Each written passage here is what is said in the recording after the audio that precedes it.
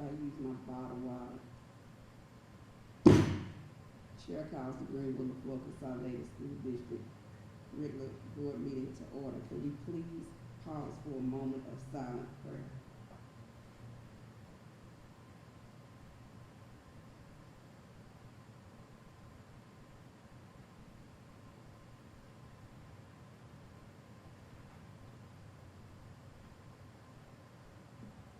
Amen.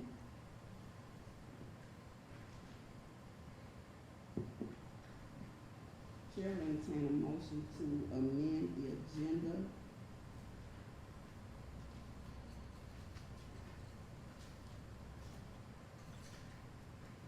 to approve to reject proposals submitted for curriculum software for instruction, remediation, and enrichment K-12, and advertise again for a request for proposals. Again, approval to reject proposals submitted for curriculum software for instruction, remediation, and enrichment K-12, and advertise again for a request for proposal. And these are notes that were given that the following documents were updated: claims docket and personnel. These dockets were updated. Also, if we can add, per Dr. Bailey, school bond issue discussion, and we could put that,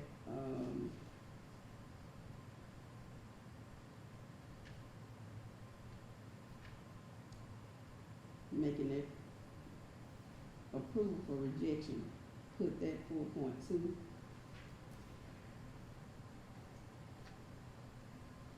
And then school bond issue discussion, 4.2A.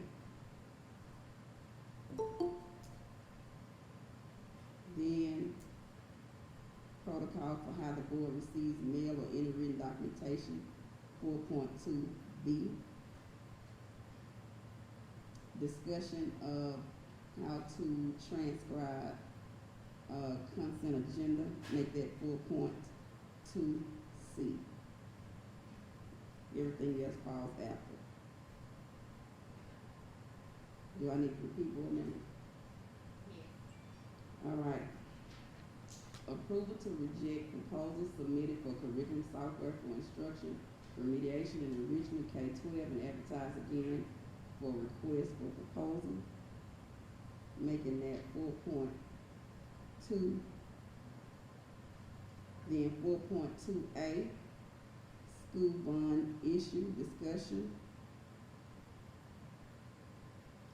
4.2B, protocol for how the board receives mail or any written documentation. And then discussion of how consent agenda is to be transcribed, 4.2C. Madam President, I ask a question. Go ahead, Dr. For 4.2, the rejection, this is new to me. It's new to me too, so you have It to came ask. from the administration? Yeah.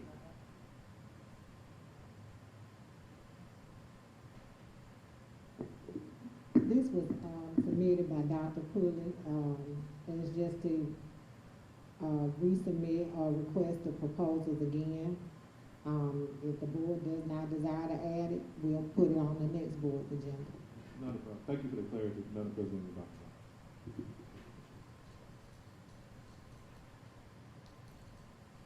Chair will entertain a motion.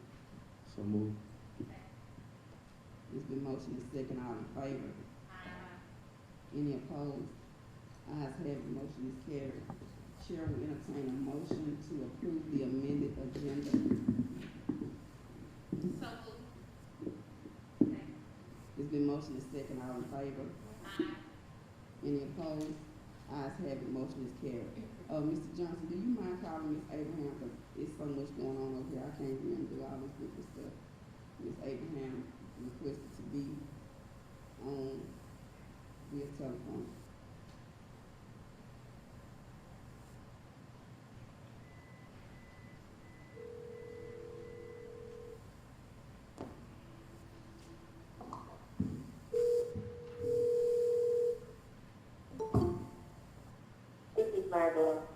Ms. Abraham, I'm sorry, we have you on live already. We've already amended the agenda. I'm so sorry.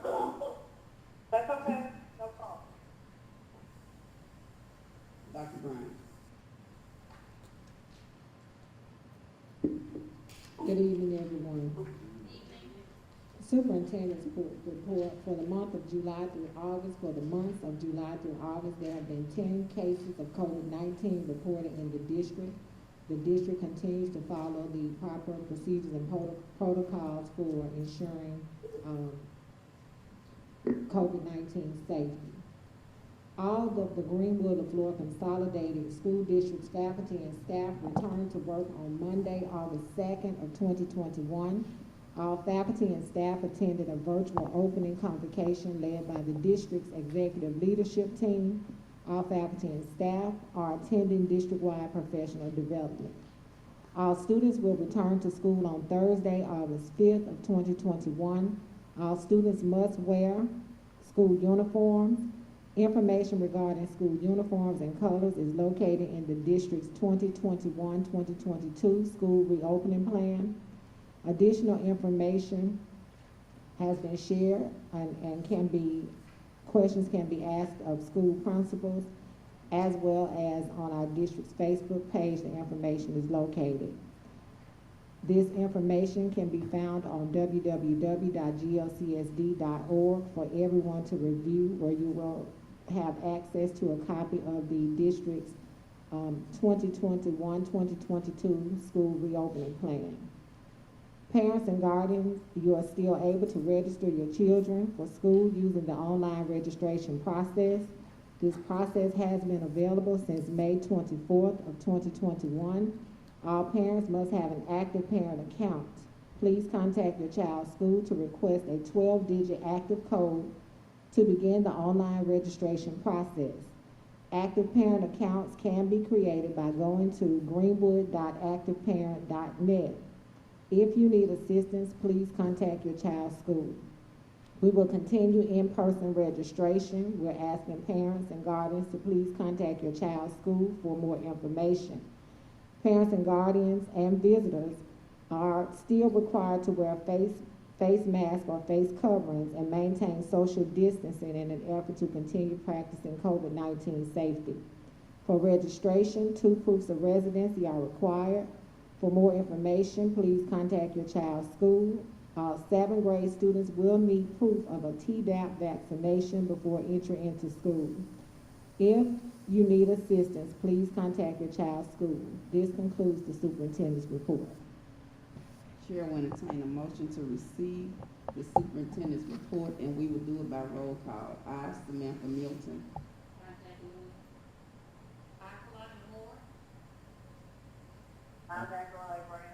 Rashawn Davis. Any opposed? Ayes have it, motion is carried. Next, we have the chief's monthly report.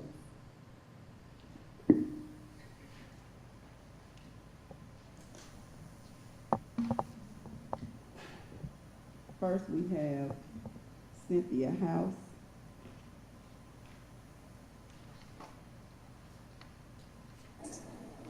Good evening, everybody. Good evening.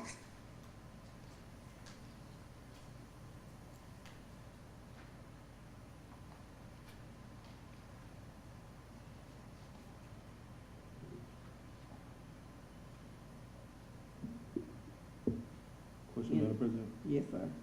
Dr. Brown and Ms. House, just want to make sure that we are maintaining compliance with all of our standards, as previously pointed out.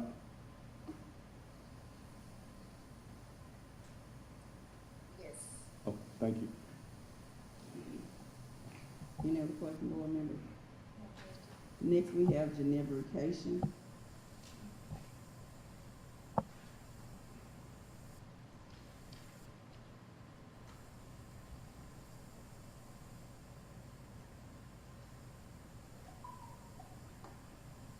Any questions?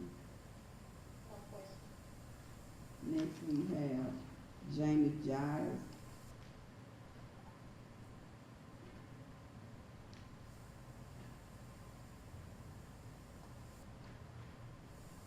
Clinton Gaywood.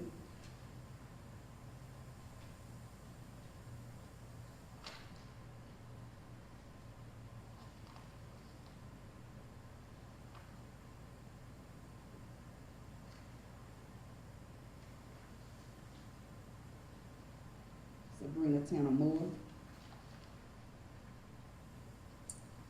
Good evening, everyone. Good evening.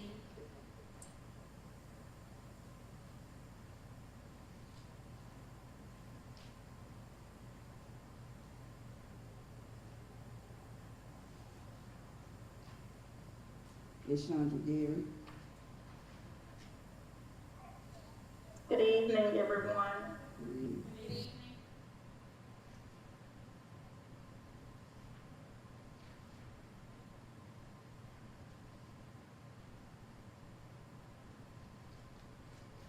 I do have a question for Ms. Gary.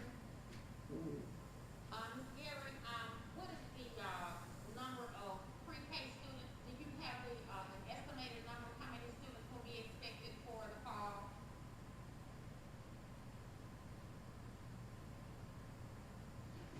Good evening, Dr. Moore. So at Farming Brown, we currently have, I'm sorry, do I have an echo? Farming Brown, we currently have 18 students enrolled. At Leflore County Elementary School, we currently have 17 students enrolled. And at Threadgill Primary, we currently have 68 students enrolled as of today. Okay, thank you. You're welcome. Nakisha Collins.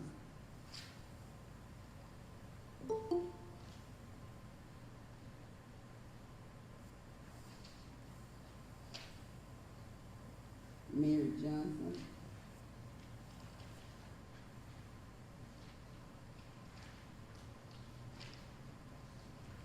Andrea Parker. Good evening. Good evening.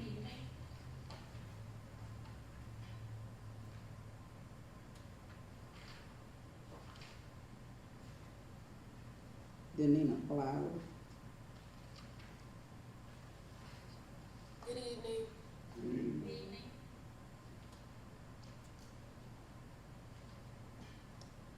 Dr. Fletcher Hodges. Question, first to Dr. Brown. Go ahead. Dr. Could you Brown, speak in the mic?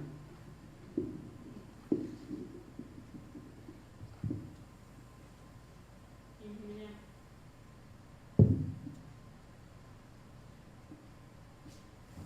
So Dr. Brown, I just want to make sure that I'm addressing the correct person. Dr. Hodges, is he responsible totally for the process standards? He's responsible totally for making sure the schools are following process standards, yes. Okay, thank you. Now I have a question for Dr. Hodges. Mhm. Dr. Hodges.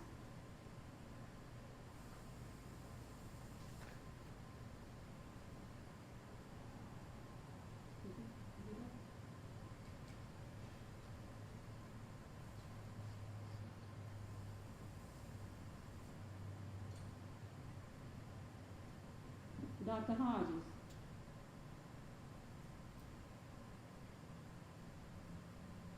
Okay.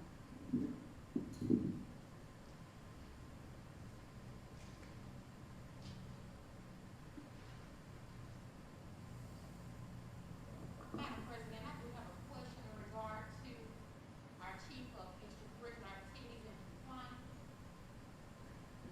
You can go ahead, but I don't think he's here. No. Now, this is for Dr. Brown. Okay, go ahead. Dr. Brown, okay, so we heard a presentation from, Mr. Gatewood, last week. Will we hear a similar presentation for, the performing arts?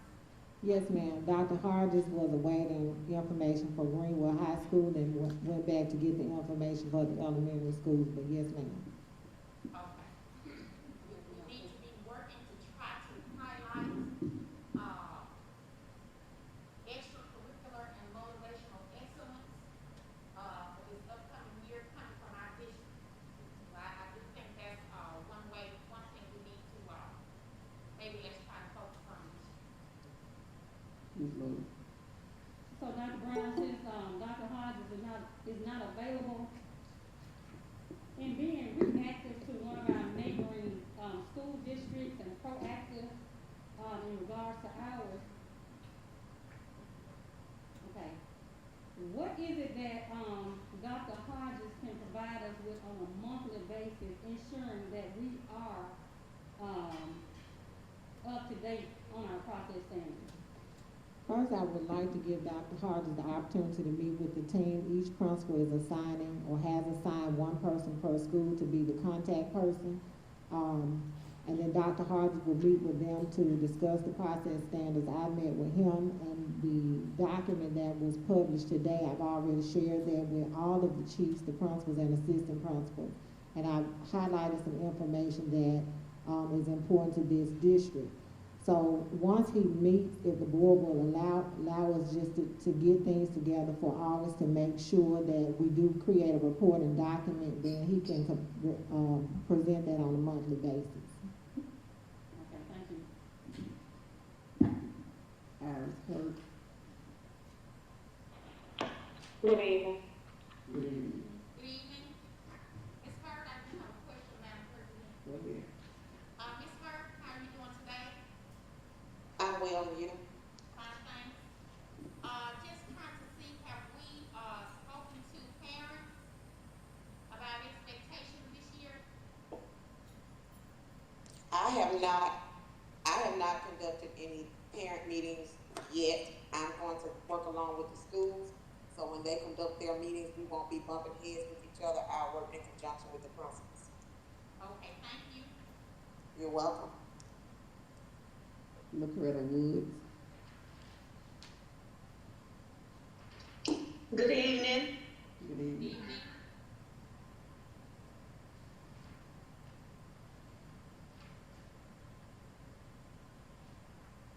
Any questions, board members?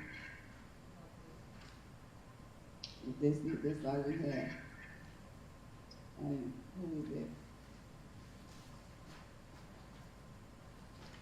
I can't see.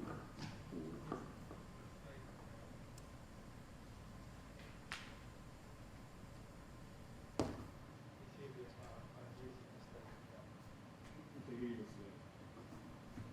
I say it should be an additional staple type.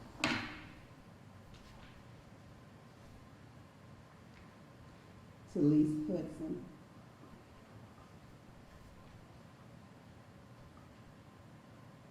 Good evening. Good evening.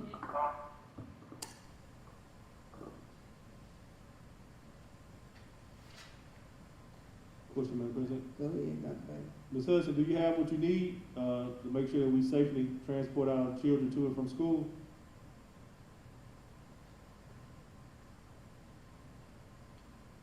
Okay, everything, we do have what we need with the, exception of the buses that are located in the shop at Waters and Cafeterias, Mississippi. We are down, I think I put 3 buses.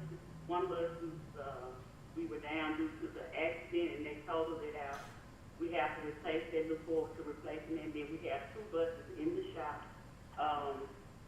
at Waters, and we're down about 5 drivers. I think it's 7 drivers. We're down 7 drivers in about 7 months. We had some drivers who quit yesterday and today, so it kind of puts us down, but we're, trying to work and manage getting drivers assigned to those routes. Well, thank you for being honest, Ms. Hudson. Ms. Hudson? Madam President, I do have a question. Go ahead. Ms. Hudson, what are we doing to, fill in those gaps, coming up to schools reopening? I didn't understand the question. Could someone else, state her question? It seems that she's far away from the microphone. Can you please give us some information or provide us with information to explain how those gaps will be filled, for Thursday for school reopening? What is your maybe plan B? Our plan is just to get the job done at this time because we are down. The drivers did quit, today and yesterday, so the plan B was to have them in motion, but when they resigned, we don't have a plan B, but we're not gonna fail. We're just gonna have to do what we can to get the students through and come through in the timely fashion. Thank you. You're welcome. Dr. Mario Miller.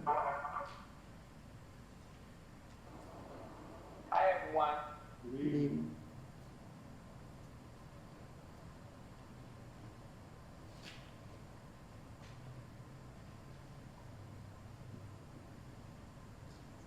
Yolanda Greer.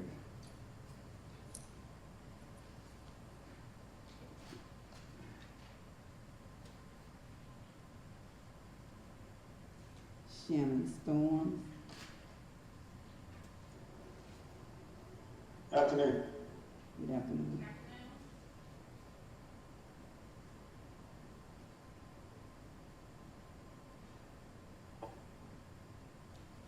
Jacqueline Howard. Good afternoon, everyone. Good afternoon.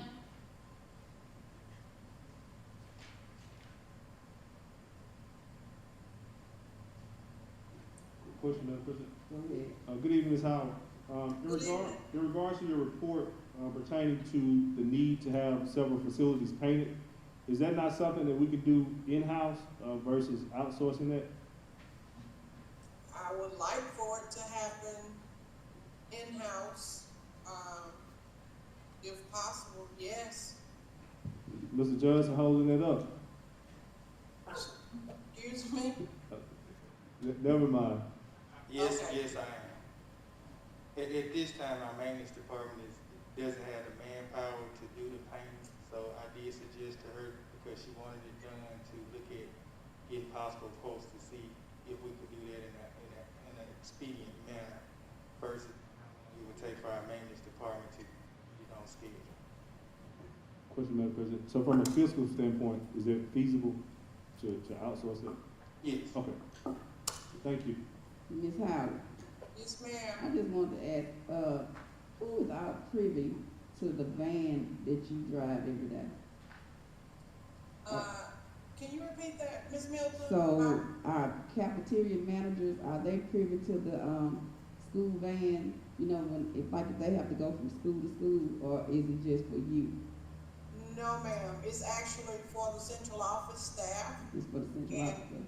anyone who drives that van, in the child nutrition department, they have to have the, correct credentials turned in to Ms. Jackson. But to make a long story short, it's for central office staff. But they can use it if they have to. So I'm saying, what if they can't fulfill their job, like if they have to go to another school or something? I'm just asking because a weird situation came up last week where I just happened to see one of your cafeteria managers who had a flat and was stranded, and they were trying to go from school to school. That's why I'm asking. Okay, that particular situation, she was doing that for another manager. He was not available to receive his grocery truck, so he asked her if she would receive it for him. Previously, we used to do travel for managers to go from school to school or from the school to central office, but it had to be related to the child nutrition program, and we were able to pay travel. So you saying now y'all don't pay travel? Well, we haven't, but we can now that school is about to go into full session. Okay. Yes, they can receive travel. Any other questions for Ms. Howard? We want to go back to Mr. Shannon Storms. Mr. Storms, Yes. have all students been issued Chromebooks? I'm sorry, I heard the word Chromebooks. Repeat for me. Have all students been issued Chromebooks? I'm not sure if you said have they or will they, but we are working on that process. Right now, there is manufacturer back orders on new devices, so we do not have enough at this point for all students in the district. We are working to fix that problem. Okay, thank you. Chiquita Daniels. Good evening. Good evening. No questions. That's all I have, but I do know that we have Ms. Hart. I just don't have a sheet for you, Ms. Hart. Any questions for Ms. Hart, board members? Good evening. Good evening, Ms. Hart. No questions for you, Ms. Hart. We don't have the sheet for Carissa Mays. I see Carissa Mays. Any questions for Carissa Mays? I see, Lashada Purnell. I don't have a sheet for you. Any questions, board members?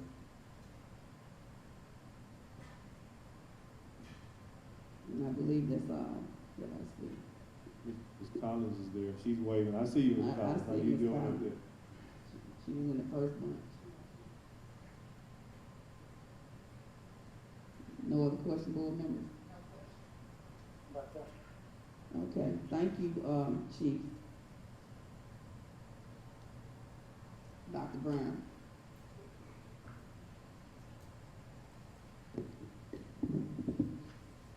Next, we have 16 section bid opening, Mr. Mike Ainsworth.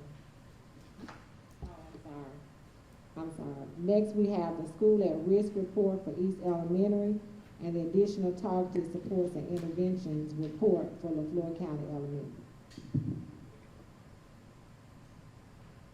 Good afternoon. Good afternoon.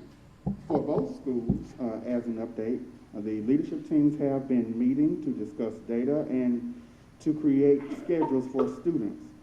Principals at both schools have worked with district level staff members to provide trainings for teachers on today with our instructional delivery model and other content specific professional development sessions. Final preparations are being made to receive students for the first day of school. Thank you.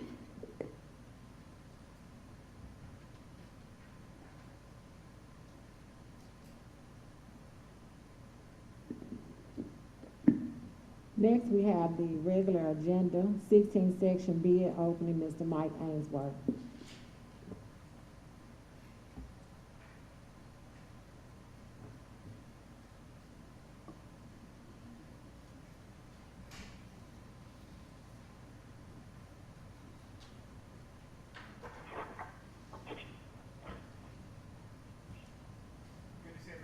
Good evening. Good evening. So, the first item we're gonna deal with is a hunting and fishing bid opening, and Leflore County Hunting and Fishing Club, existing leaseholder.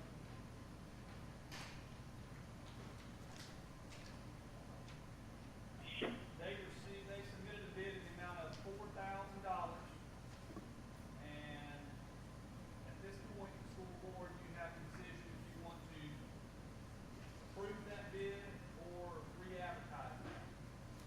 Now, we'll let you know that you were receiving, $11,000 for that piece of property, the last term. That is the only bid that was submitted. And you say our options are again? Options are to re-advertise it, accept the bid, or you can allow me to negotiate at a higher price.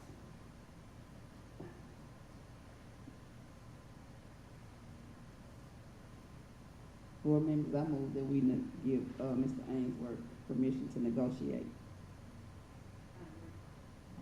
Madam President, do you have a target price in mind? I really don't. Board members, do you all? So the amount that we're receiving now, It's 4,000. That's what he said, but, I thought the bid was oh, the 4,000. bid is 4,000, Okay, but we're receiving 11 Correct. in the past. Okay, so the bidder is different from the, organization that we're currently receiving from, correct? Same group. Gotcha. Same group. Now, you also have the ability to reduce the lease term. So, in part of the negotiations, we could offer a shorter term lease as opposed to a 5-year contract. Madam President, Go ahead. I would suggest that they meet us halfway. That would be my suggestion.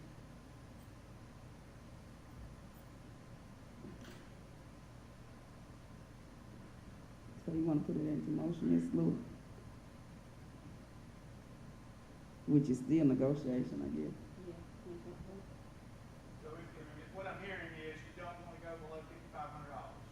No, sir. Okay, and that's how we'll proceed in negotiations.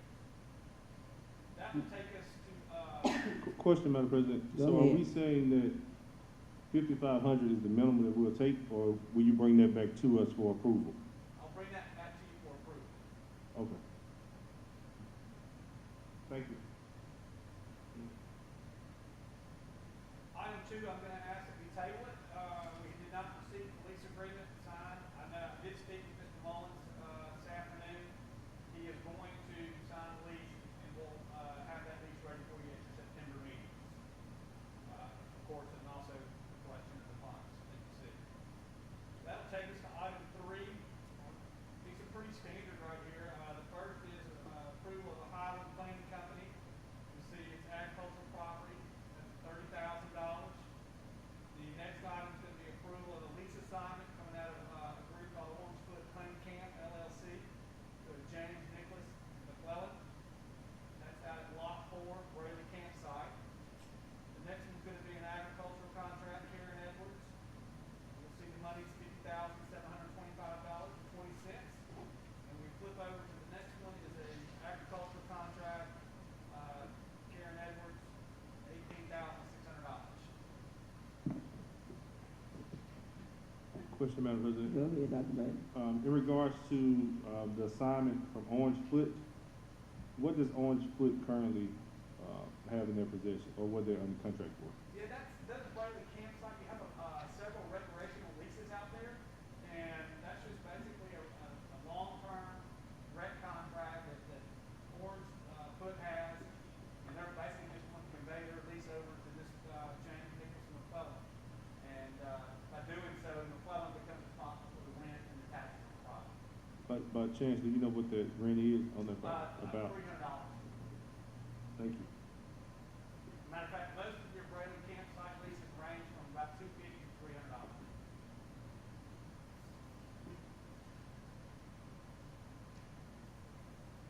Is that all you have for us, though? I do have, something else to speak about, but if you wanna, Wanna go on and vote take this, then action? I can give you a little more information. Okay, board members, for number 2, Chair will entertain a motion to table the lease contract to Casey Mullen, for, rent of $300.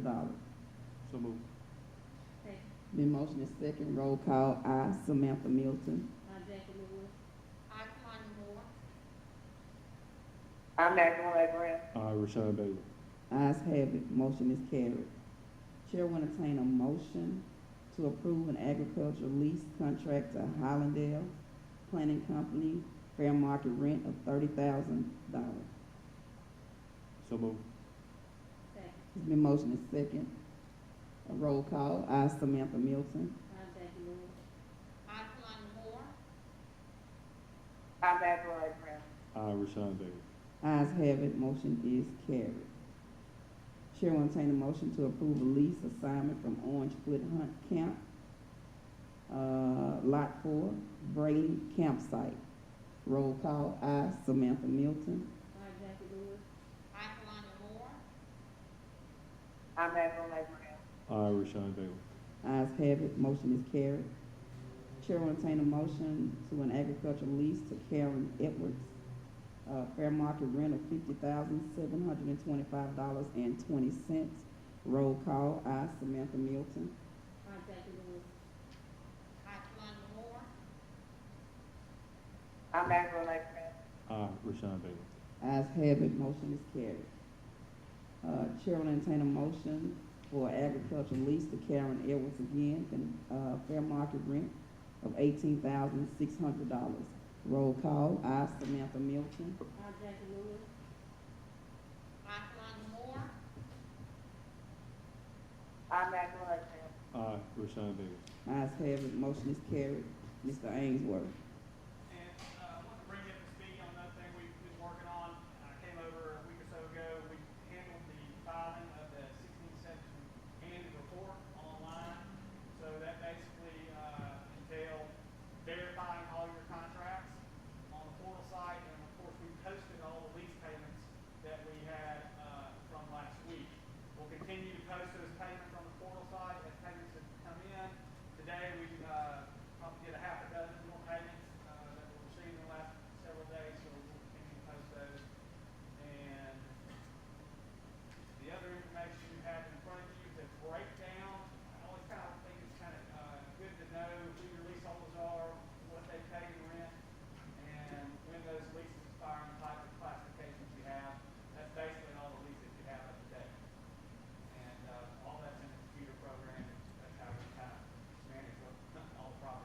Do you have like a report where you can show us like the total amount of money that we have from this? Oh, absolutely. I can act that back, the next meeting, I'll give you what's called a revenue projection report. Kind of what the auditor sometimes walk in, and they'll project what kind of money you're talking about for, a long term. Thank you, Mr. Okay. Ainsworth. Any questions?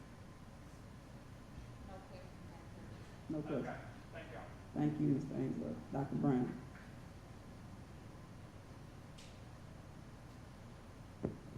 Request for transfer of employees' children for the 2021-2022 school year.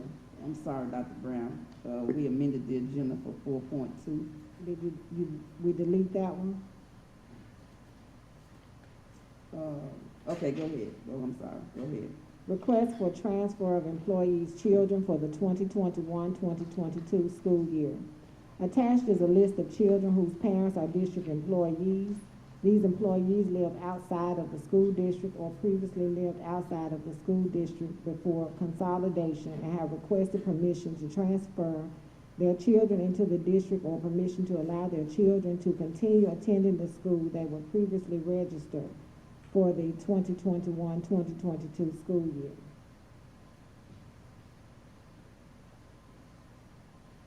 The superintendent recommends school board approval of the request on the attached list for transfers of district employees' children into the school district for the 2021-2022 school year. Chair will entertain a motion to approve the request on the attached list for transfers of district employees' children into the district for 2021-2022. It's been motioned and second. All in favor, aye. Samantha Milton. I, Jackie Lewis. I, Shalon Moore. I'm Magdalene Smith. Ayes have it. Motion is carried. 4.2A, as requested by Dr. Roshan Bailey, school bond issue discussion. Dr. Bailey. Madam President, again, I just wanted to remind the board that if we still have an interest in moving forward with the bond issue, both the administration and Attorney Pulley have done a lot of legwork in regards to it. Furthermore, considering that Mr. Johnson, I think at the past board meeting or work session, mentioned putting upwards of almost $11 million into our existing facilities, equates to putting lipstick on a pig, for lack of a better term. And at some point, as a board, we need to solidify or finalize what we would like to present to the community as it pertains to seeking a bond issue, if that is the will of the board. Thank you, Madam President. Any discussion, board member?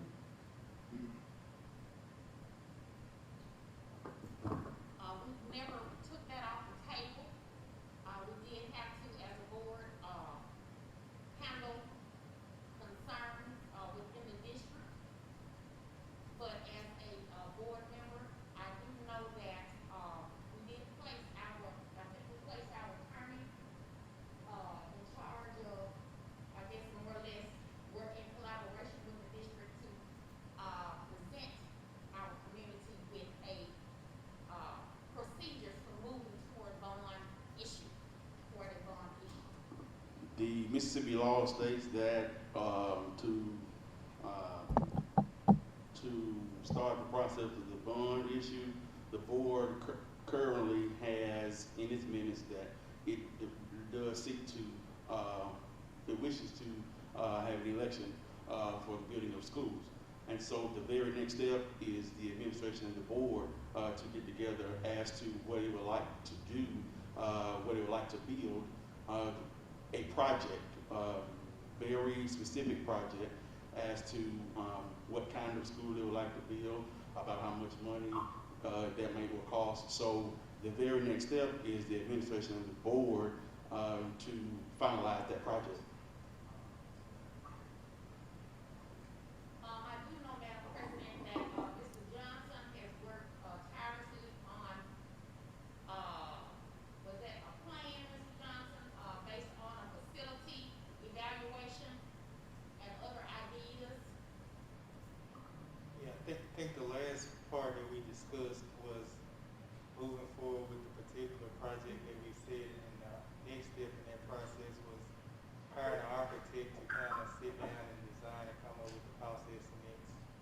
to be able to know how much to seek the bond issue for.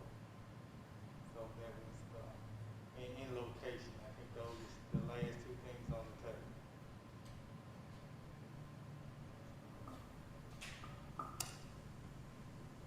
Madam President, I do know that if, those plans have not been finalized, as Mr. Johnson said, but I would be open to, going back to the drawing board or meeting, together possibly with the administration so that we can finalize. But before we do that, Madam President, I do want us to, in my opinion, seek, additional community, opinions possibly, or discussions. I think that's important to, include the community, to hear their feedback. I know it's been a while, maybe a year and a half ago, that we have heard from our community. Maybe if we could set, those community collaborative meetings, Mr. Johnson set for us, maybe about a year and a half ago, I think that would be great. Madam President. So, Mr. Pulley, if some kind of way you could help us, because it appears to me we keep coming to the same thing over and over, we've been saying the same thing over and over and over, and we never go anywhere with it. I think the wishes of this board have already spoken what we would like to see happen. So I'm just asking that maybe you can help us, because I don't know nothing else to do. The board has spoken in what it would like to do. I know I sound like a broken record, but the statute, I can only give you what the law is. I think that, just from memory, I believe that there were studies that did go out to parents. And I think that their wishes, I could be wrong, may even be in line with the board's previous public discussion on what it would like to see. And so at this point, I think that the only thing really necessary to get this ball rolling is the board to make a decision. Per the statute says that the board has to adopt a resolution stating the specifics on what would like to happen with the new buildings. Specifically, Mississippi Code 375911 states that before any money shall be borrowed, the school board shall adopt a resolution declaring the necessity for borrowing such money, declaring its intention to borrow such money, and to issue the negotiable bonds of the school district as evidence. And all of that language, it also goes on to say that you shall state in the resolution where you would like to place the school or schools. That would also be important because you want the parents to be able to vote for something that they would be proud of and all of that. You also have to have 60% of their vote, but before you get to that point, there has to be a project. And it's my understanding, just from reading, I believe in that time frame, Natchez has had an election for a bond issue, or they will be having it.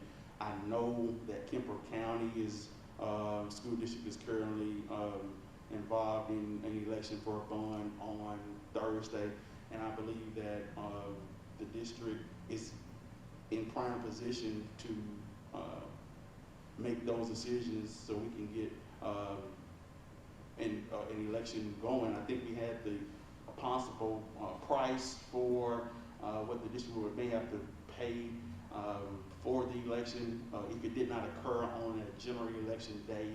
I think we had gotten all of those figures together with Mr. Johnson. So I think we have everything together, board members. Madam President, I would also like to recognize that our board secretary, Dr. Moore, she was diligent in providing us with a calendar or a timeline to kind of go by. And for whatever reason, as a board, we would fail to adhere to that. But as Dr. Moore mentioned, I do understand that other pressing matters have been presented to the board. But again, I do encourage my colleagues that, just from a fiscal feasibility standpoint, we cannot continue to operate with all of these schools open and with the buildings being in such deplorable conditions. I'll be remiss to say that our children deserve that. With that being said, Mr. Pulley, so can you send us, emails so that we can keep that pressing if the fourth performed by brains? So that, because I know we've come up with several dates that we said that it could have come to, bring it to an election, to all the latest ones that we've had. That's correct. So maybe if you email us, then everybody will remember. That's correct, and you can have the election for the bond on a general election day, but you also can choose to have it on another day. You can have it at the regular precincts, or you can also, the board could choose to have the election in the schools. I have spoken with the financial advisor, Mr. Jamie Holloway. I spoke to him actually on Monday in regards to that. He'd like to come and to give a, not necessarily a presentation, but to answer any questions. He did ask me to bring that to you all if we got either a place to ask that question, because we do realize that there's only a limited amount of money that you can use. So no reason to have really presentations that are $150 million when we don't have that capacity for schools. And so I think we're ready. I will send that email to just give a recap of what the law says on how long we would have to have that resolution there. I believe you have to have that there, and you have 60 days before the election, all of that. But I will put that back in the email to the board. And can you also put the role of everybody? Yes, I could do that. Thank you so much. Go ahead. So, Mr. Johnson, in the event that we go forward, where does that put us with these upcoming projects, in reference to the 11 million? Those funds have to be spent in a way that the application is approved. And we have ESSA 3 that's coming up also, we will have to spend that money. And the timeline of how that money has to be spent based on federal guidelines, we probably would not meet that with the construction process. And that's just based off different webinars that we have had with MDE on new construction. Because it's still some things that we have to do even outside of the election on getting that new school certified through the state. Board members, just one more observation.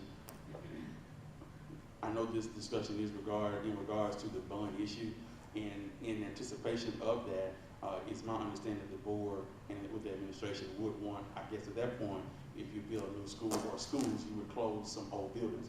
But just an observation here, you can legally close buildings without a bond issue if you have not made it to that point, if the board is concerned about spending $11 and $12 million on a building that you would potentially or could close to save money.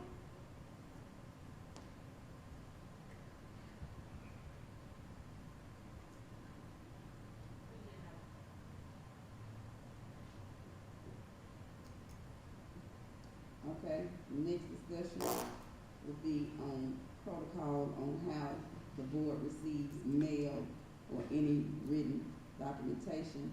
And while we're having this discussion, Mr. Pulley, I'm gonna ask that you please advise.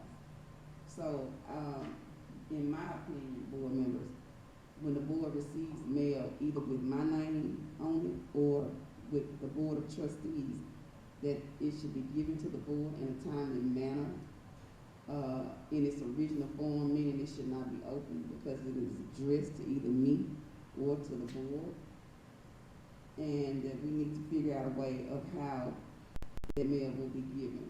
Now, I do know in the past that SROs or SSOs bring things to my house to be signed. So if there might be a way, or if I can, a board member will come and pick it up. I'm just asking for discussion at this time. Madam President, I think to your point, and I think it's a valid point, I would say within at least 48 hours that either the board president or the board secretary be notified that mail has been received that has been addressed to the board. And considering that Ms. Flowers' official title is board secretary, that maybe she received that information to communicate the same, or that was simply be my recommendation.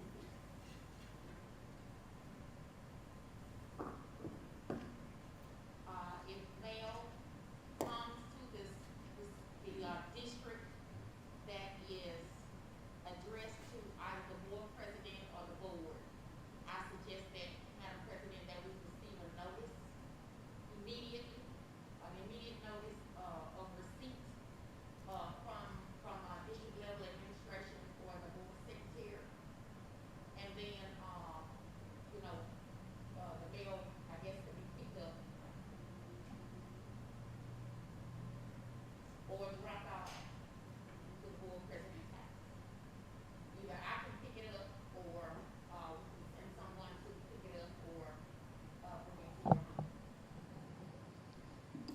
Madam President, I do agree that we need to have an immediate notice when we get mail.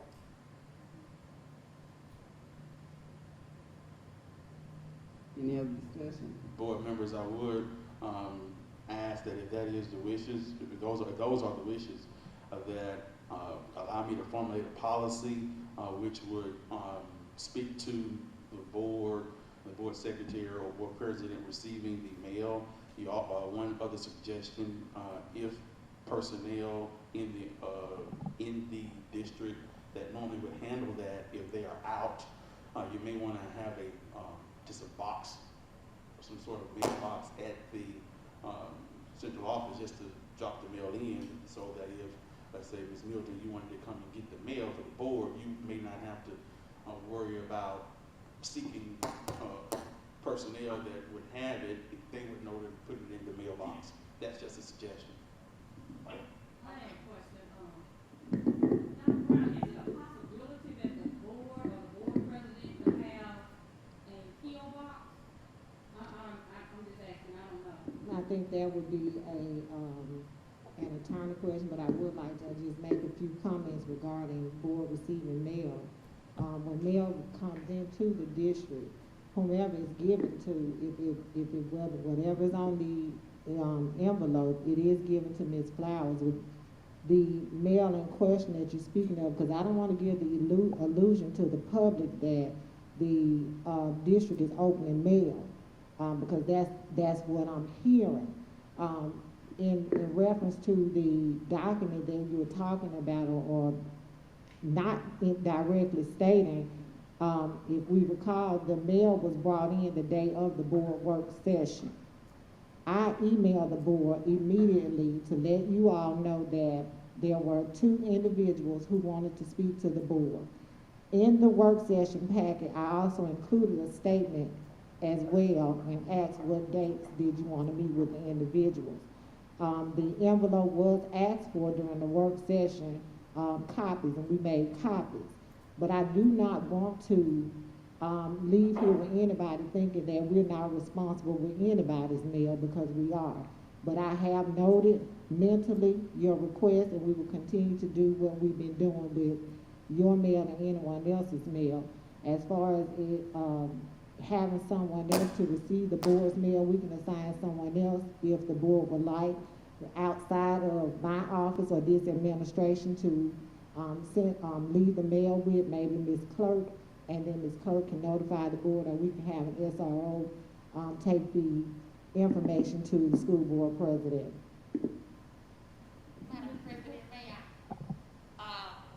Attorney Pulley, can you please draft a policy that mirrors closely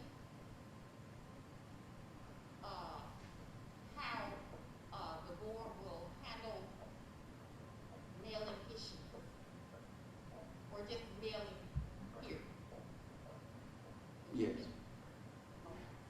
Just make sure that the policy aligns with what is possibly MSBA, what MSBA asks how boards receive mail, or any type of mail. We don't want to do anything illegal. I don't know if it's legal for us to get a box. So. No, we don't. The board does not need a P.O. box separately. I'm suggesting that there will be a drop box here at the central office location in the event that the person who normally get the mail is not present at the time. But I can formulate that policy and email that to the board immediately.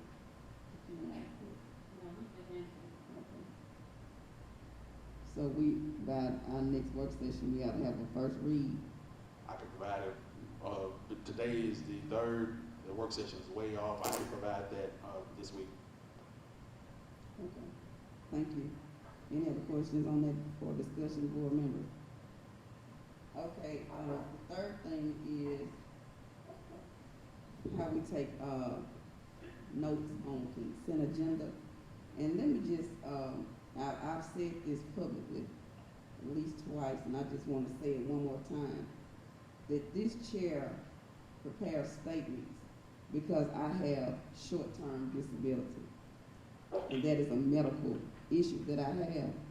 So if it's something that I need to remember or something I need to state, I prepare statements so that I can make sure that I'm saying the correct thing. I have short-term memory, and that is medical issues that I have. So I just want to say that with a caveat. And for the rest of that, I would like for the board to know that we are members of MSBA, where we pay dues, and each one of us is a member. And they are there to give us advice, updates, training as needed. And I do not have to ask permission or inform the board when I reach out to MSBA for any information, any updates, or any training. And I would encourage each board member to do the same, because that is our organization. They are there to serve us. With that being said, on our consent agenda for this today to approve, we cannot have whole conversations in our consent agenda. So those whole conversations should be struck. The only thing it should mirror is what discussion after the discussion and the vote that was taken. So I am, Mr. Pulley, if you could please advise me, do we need to bring this to a vote, or do we just duly note this, that in consent agendas or our board meetings, there should not be whole discussions. It should just be what our vote was. That is correct, Ms. Milton. The consent agenda is clearly for, solely for routine business of the school district, solely for those items that are non-controversial, items that you can approve without discussion. So that is correct. So with that being said, there are whole conversations in our consent agenda for this time for us to approve. So I'm asking that they be struck and just be given only what should be included. Yes. You mean, you want to know, do you have a motion and a second for? I'm asking you how to proceed, because there are whole conversations, and I'm asking for those conversations to be struck from the consent agenda. The consent agenda, as it's stated on this agenda, are the minutes of the regular meeting, the special call meeting, and the work session. I would not remove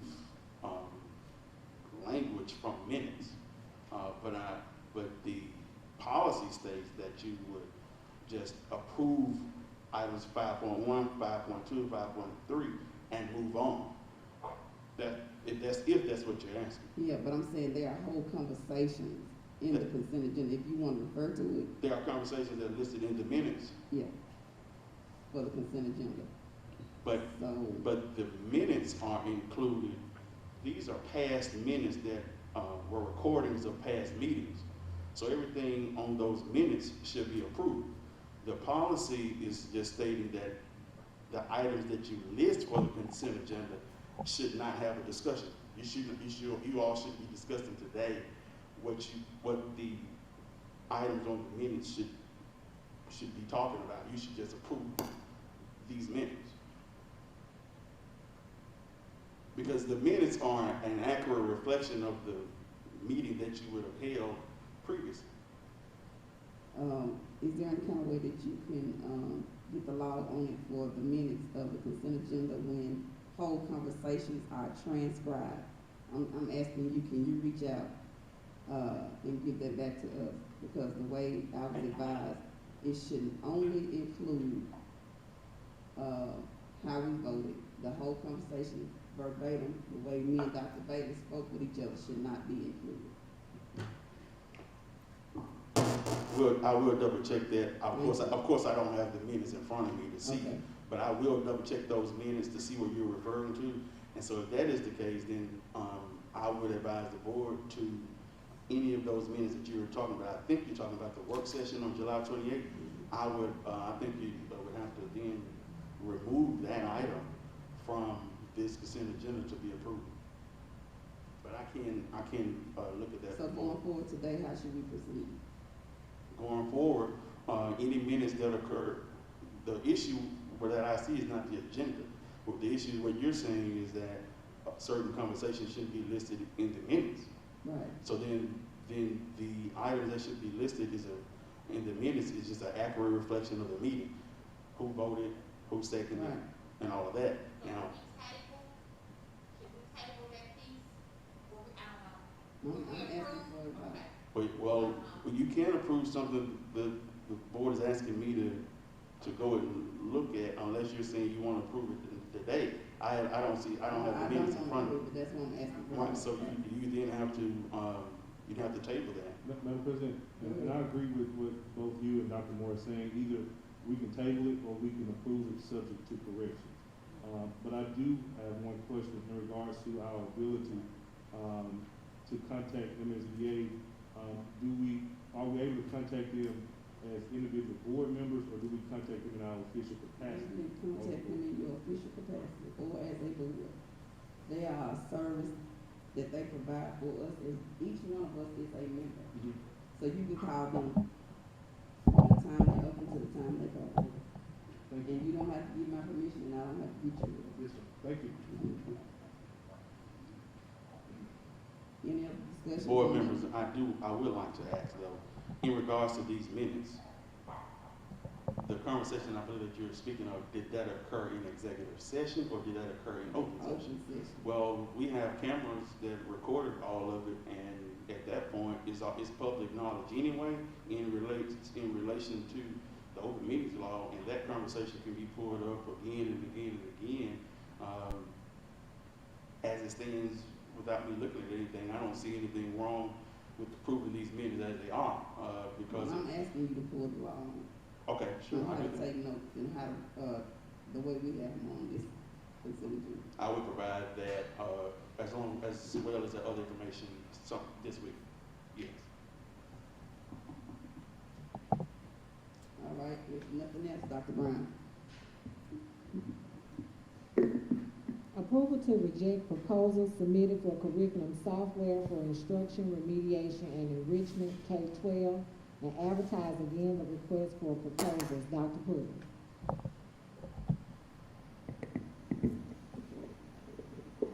The Greenwood Leflore Consolidated School District solicited proposals from companies to provide software related to curriculum, instruction, remediation, and enrichment to enhance learning for all students.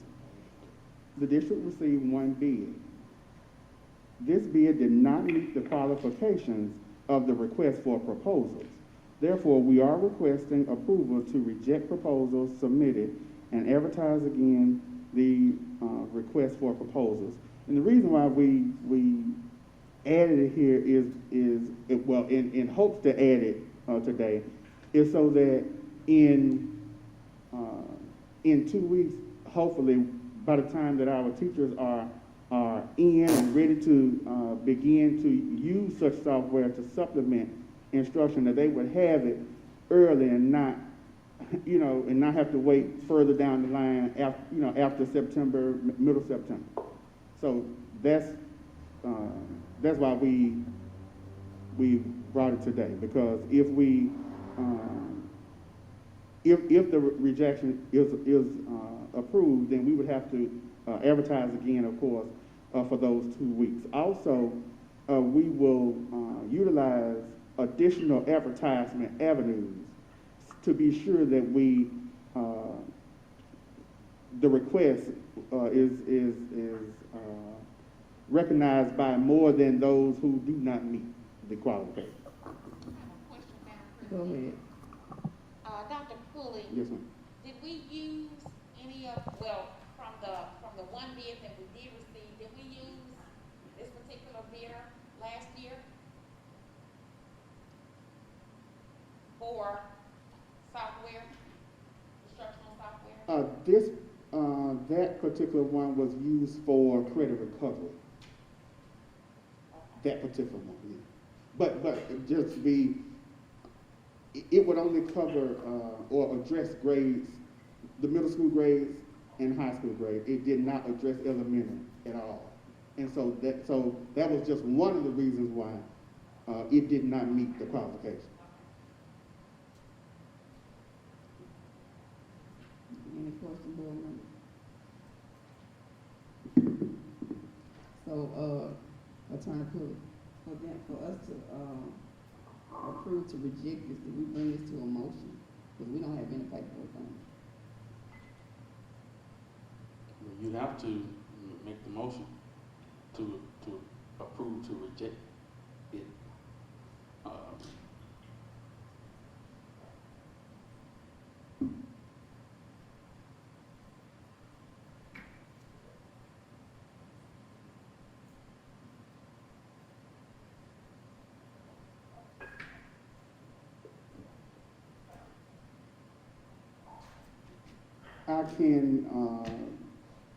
I can pull the original request for proposals, that outlines exactly what it is. But we don't have anything in our board paper, so we really just got this and we got it, so we really don't know what we're doing. Okay, well, we can, No, I'm saying they're asking us to reject it, so one of us just have to make the motion. I think, Madam President, we have to have Dr. Brown to make her motion, and then at that point, we can accept it, I believe, if I'm not mistaken. But I'm just saying, we don't have the paperwork, but go ahead, Dr. Brown.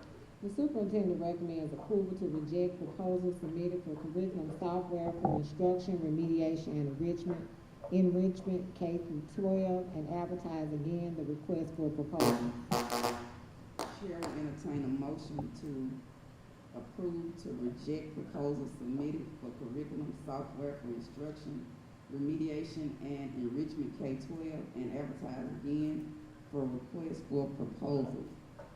Roll call. I, Samantha Milton. Madam President, there was no motion, it was not second. Okay. Can I get a second?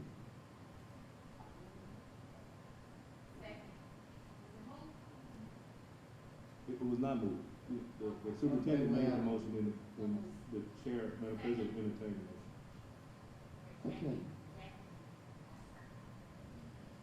Okay. All in favor? I, Samantha Milton. I'm at the record.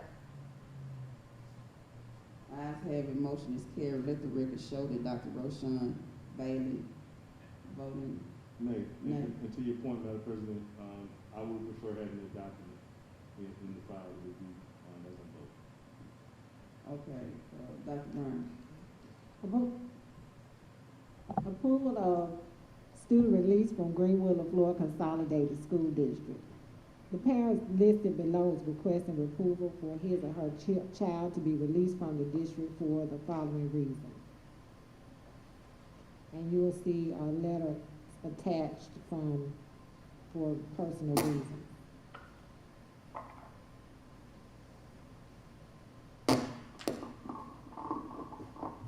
The superintendent recommends that the school board approve the above-mentioned parents' request to have their children released from the Greenwood Leflore Consolidated School District. Chair will entertain a motion to approve the above-mentioned parents' request to have their children released from GLCSD. So moved. So moved. Second. It's been motion and second. All in favor, roll call. I, Samantha Milton. I'm at the record. Roshan Bailey. Ayes have it, motion is carried. Dr. Brown. Approval of the revised 2021-2022 district's organizational chart. Attached is the revised 2021-2022 district organizational chart for the Greenwood Leflore Consolidated School District.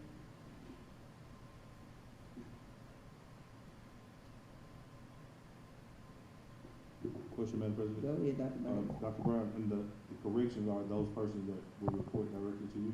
Yes, corrections, Chief of Athletics and Extracurricular reports to me, and the Chief of Finance reports to the Assistant Superintendent. Thank you.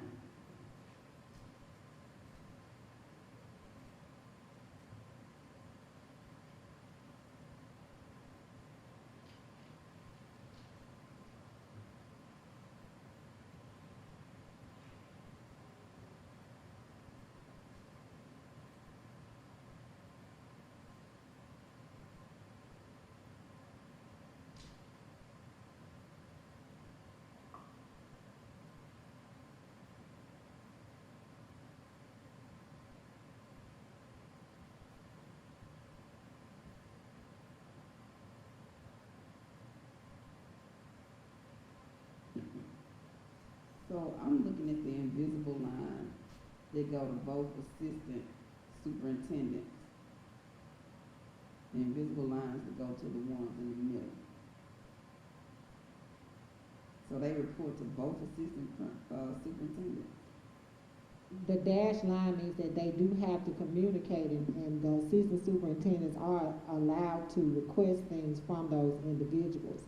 They directly report to the deputy superintendent, but as assistant superintendents, they do have the opportunity to request things from those individuals, as well as they have to work with them indirectly in order to achieve, to make sure that their departments flow as well.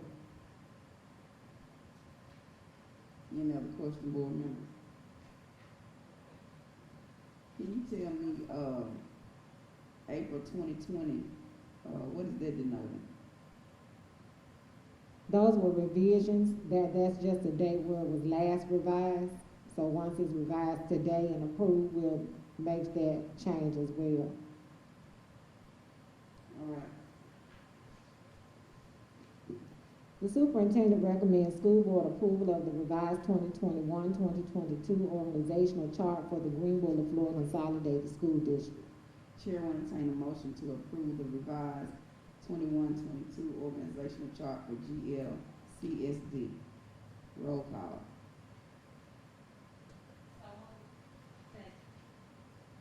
It has been motioned and second. All in favor?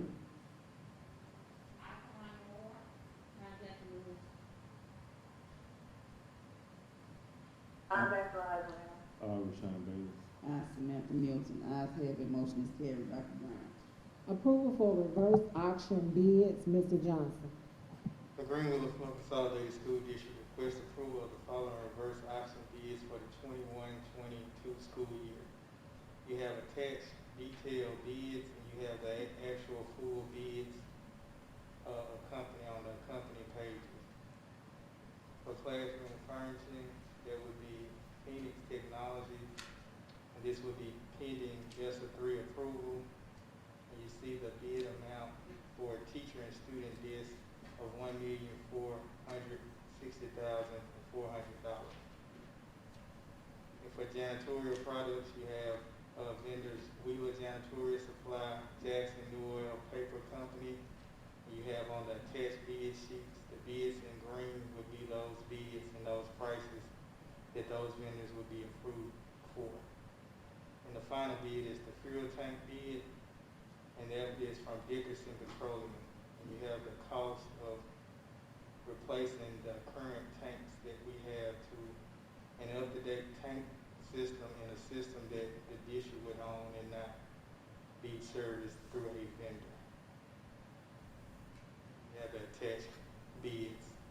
So, Mr. Johnson, these are desk and chair sets for every student in the district? Yes, with the exception of K in first grade, we took care of them last fall. We ordered those desks for K through first. This would do the rest, which would be 7 through 12.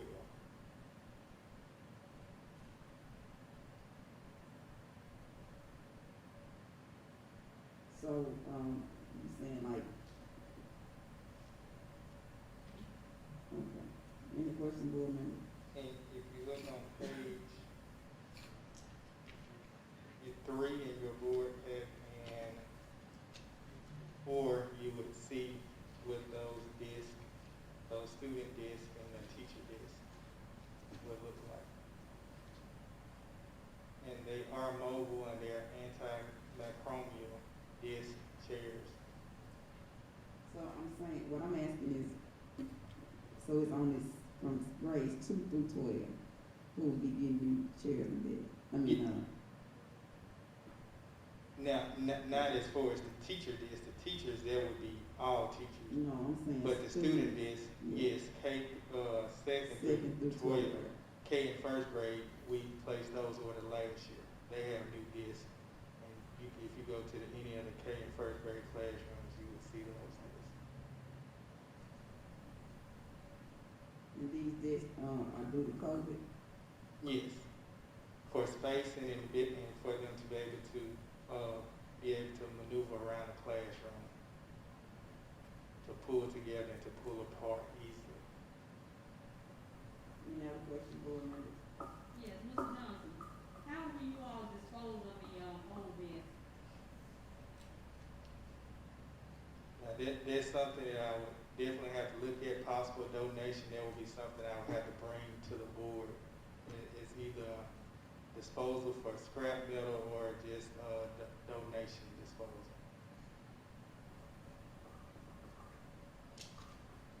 And I would note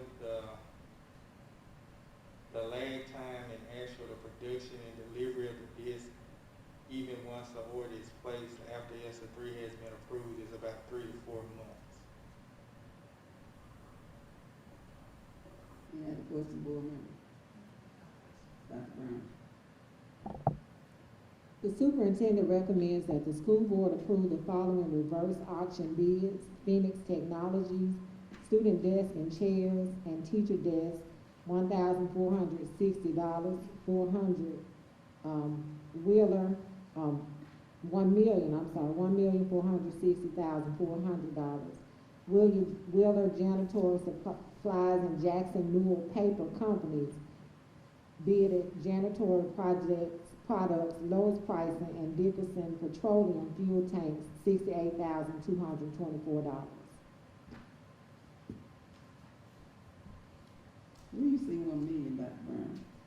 It's actually, the sentence is, the 400 is on the next line, it's disconnected from the same price.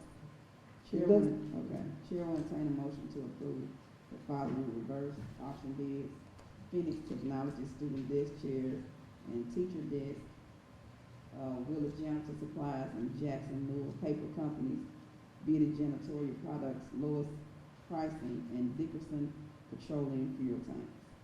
So moved. It's been motioned and second. All in favor with a roll call. Aye, Samantha Middleton. I'm Evelyn Abraham. Rashawn Davis. Ayes have it, motion is carried. Dr. Brown?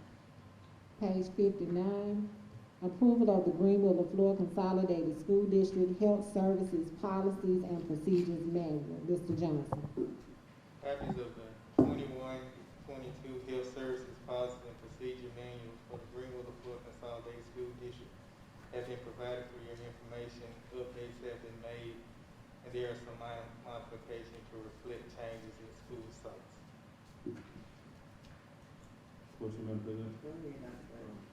I apologize if this is not the correct, or the time to ask this, but since we're talking about health, and we recognize that the Delta variant is very prevalent at this time, our COVID leave policy for our employees, it may have expired July maybe. Have we updated that or revisited? That policy, I think it's GBRIA, the Families First Coronavirus Response Act, that expired June 30th, 2021. Madam President, Attorney Poole, is there anything else we need to do in regards to taking action on that, or what was your recommendation? If the board wishes to extend that, they would need to place that item on an agenda or a subsequent meeting agenda to extend that date. In the past, we've extended it for 3 months to allow employees to be paid sick leave dealing with coronavirus. If the board's wishes not to extend it, then nothing needs to be done. It just expired based on that date. So, Mr. Fuller, Attorney Fuller, my vote would be, of course, to take care of our teachers. And so at this time, would it be too late to amend the agenda to include it, or should we just wait? No, you can amend the agenda at any time for a regular call meeting or a special call meeting. Yes, ma'am, you can amend it right now. Okay, board members, my vote would be to make sure that our teachers are covered. Madam President, I'm going to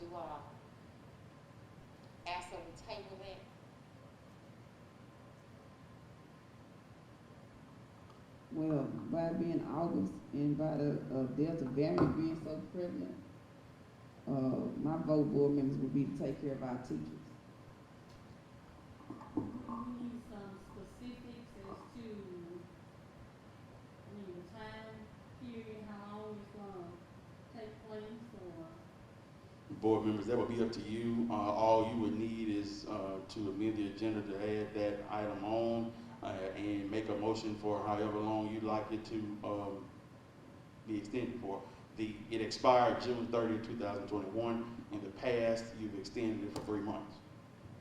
Madam President, if we may, can we, before this meeting out, I would like to address it, but give Attorney Fuller the opportunity to print our current policy so that we can look at it, and then amend the agenda if necessary, before we adjourn to address this issue, which is the wishes of the board.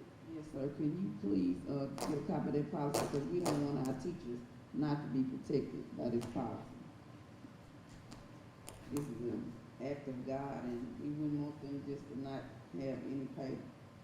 Want to take care of our teachers. So while we're waiting on him, you can go on, Dr. Brown. What page does it stop? Page 59, it stops on page 147. The superintendent recommends school board approval of the 2021-2022 health services policies and procedures manual. Chair will entertain a motion to approve the 21-22 health services policies and procedures manual. So moved. Second. It's been motioned and second. Roll call. I, Samantha Milton. Contact Moore. Solange Moore. Rashawn Bailey. Ayes have it. Motion is carried. Dr. Brown. Page 148, approval of the 2021-2022 transportation and warehouse services policies and procedures manual. Mr. Johnson. Copies of the 2021-2022 Transportation Services Policy and Procedures Manual and the Warehouse Services Policy and Procedure Manual for the Greenwood Leflore Consolidated School District have been provided for your information.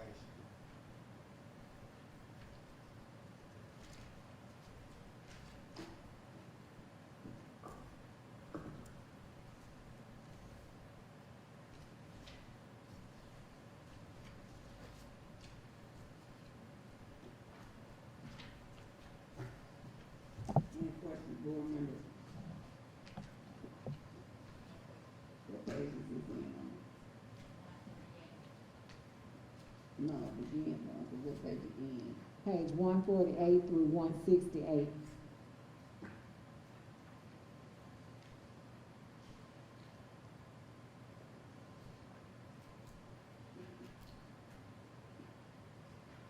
Okay, Dr. Brown. The superintendent recommends school board approval of the 2021-2022 transportation services policies and procedures manual. Chair will entertain a motion to approve the 21-22 transportation services policies procedure manual. So moved. Second.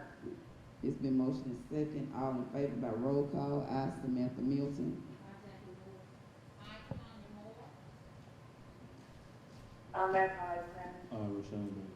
Ayes have it. Motion is carried. Ms. Abraham, if we going too fast and you can't flip through your iPad or your papers, just let us know and we'll slow down. Dr. Brown. Dr. Brown. Pages 169 through 181, approval of the 2021-2022 food and nutrition services policies and procedures manual. Mr. Johnson. Copies of the 2021-2022 Food and Nutrition Services Policy and Procedure Manual for the Greenwood Leflore Consolidated School District have been provided for your information. Question, Madam President. Go ahead, Dr. Brown. Dr. Brown and Mr. Johnson, on page 176, it talks about attire. I know at one point we mentioned possibly looking at attire for certain personnel. I don't remember who that personnel, who that group was. Is this something that we would provide to those workers, or is this something that we expect them to provide for themselves? Currently, is expected for them to provide it, but that's something that we need to look at holistically across the district as far as uniforms. I think that's something that I would have to talk to Ms. Washington to make sure that's something. Thank you. Any other questions, board members? Dr. Brown? The superintendent recommends school board approval of the 2021-2022 Food and Nutrition Services Policies and Procedures Manual. Chair will entertain a motion to approve the 21-22 Food and Nutrition Services Policy Procedure Manual. It's been motioned and second. All in favor by roll call. I, Samantha Milton.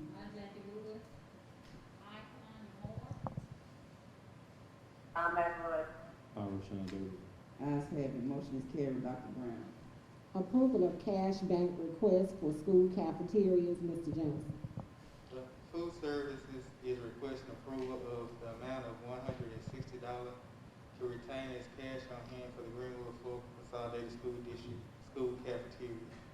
These funds will be redeposited into the food service bank account no later than the last day of lunch at the schools is served. You can see the attached memo provided that shows how the funds will be distributed. Dr. Brown? The superintendent recommends the school board approve the cash bank request for school cafeterias in the total amount of $160.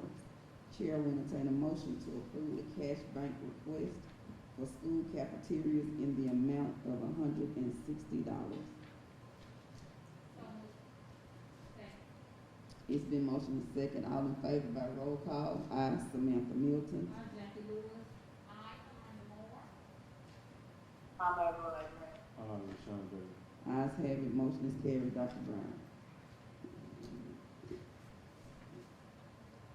Approval of professional services for ESSER construction projects, project management, Mr. Johnson.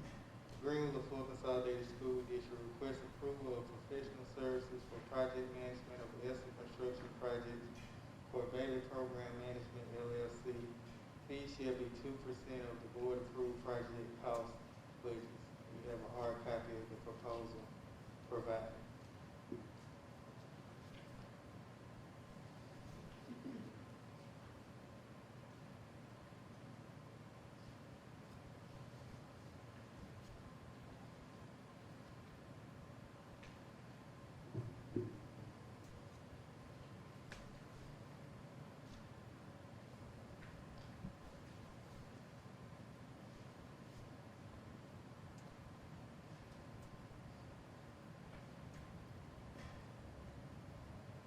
Can you, just explain a little bit what the fees shall be 2% of board-approved project cost budgets?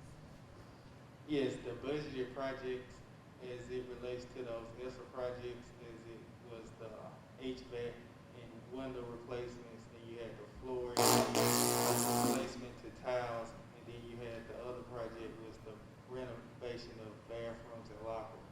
It will be 2% of whatever the construction cost is for those particular projects.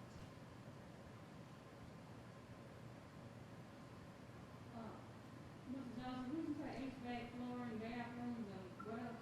You had HVAC and window replacements. That was one project. The other project was the renovation of restrooms and locker rooms. And the third project was floor and carpet replacement to tiles. And that will be every locker room, Greenwood High, Elsie, and the floor. Correct. And when you say, bathroom floors, that's every school? The carpet, now the floors is I'm the talking about carpet. bathroom. Yeah, the renovation is all bathrooms, every school. ESSER fund only applies to actual school buildings. We couldn't do anything in our central offices or administration buildings. Any other question, board members? Dr. Brown? I'm sorry, Ms. Abraham? No question. Dr. Brown? The superintendent recommends school board approval of professional services for project management of ESSER construction projects for Bailey Program Management LLC. Fees shall be 2% of board-approved project cost budgets. Chair will entertain a motion to approve of professional services for project management of ESSER construction projects for Bailey Program Management LLC. Fees shall be 2% of board-approved project cost budgets. Now, Mr. Johnson, this is ESSER 3? Well, this is all, we're gonna have the locker room and the HVAC. It's gonna exceed the ESSER 2, and I know ESSER 3 funding will also be used to continue those projects. That's why I just say ESSER projects instead of naming particular ESSER projects. Because we will request a continuation of those projects in our ESSER 3 funding. Okay. Board, Second. it's been motioned and second, all in favor, roll call, aye, Samantha Milton. I'm Rachel. Rashawn Davis. Dr. Brown, could we please, the chair will entertain a motion to, well, first of all, board members, about this, Families First Corona, response act, before we get to the end, please look at it while we're going through it, so that if we can do it for our teachers, we can go on and amend the agenda, so that we can make sure that if our teachers, get COVID, that they will be able to be paid, because the Delta variant is very, widespread and is deadly, and we want to make sure that our teachers are being taken care of. Dr. Brown. Approval of waterproofing basement of central office building, Mr. Johnson. The Greenwood Leflore Consolidated School District requests approval of the bid of $575,000 from KT Builders for the repairing waterproofing of the basement leaking from the exterior areas that are presented on the bid tab. Say note that this amount does not include any interior repair of building damage. When you have an attached document of the actual bid. Question, Madam President. Go ahead, Dr. Bailey. Ms. Washington, do we have this money?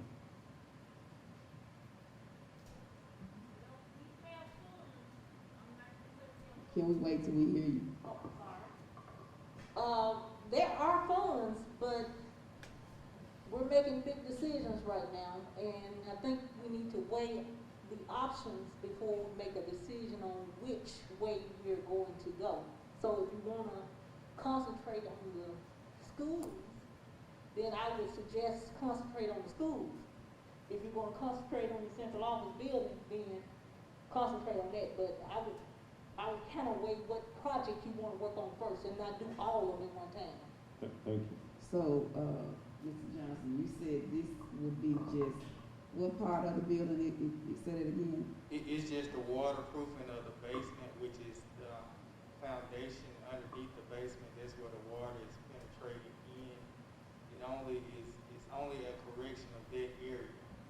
It doesn't do any work on the inside of the building. It's only gonna be a covering and drainage to ensure that the water doesn't come back in the building.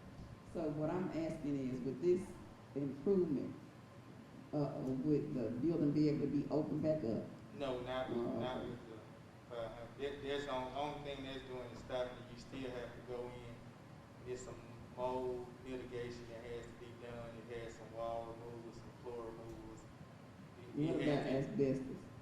All of that would have to be done in that bottom. And based on what my conversation was, we're probably looking at another $500,000 for all of that.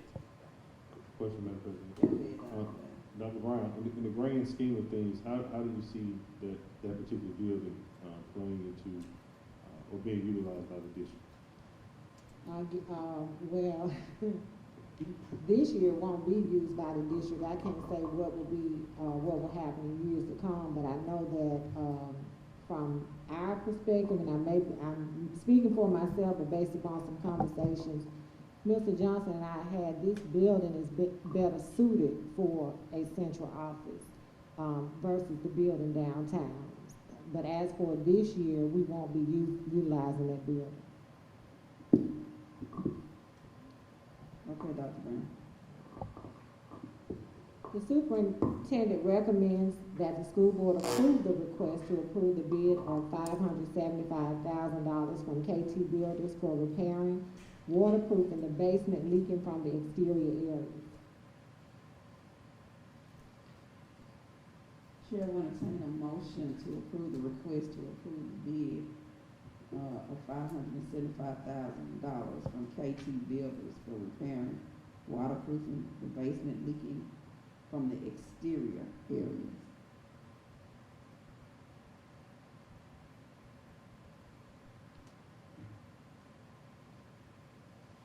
Chair will entertain a motion. So moved, Madam President. Second. It has been motioned and second. All in favor with roll call. Rashawn Bailey. I'm able to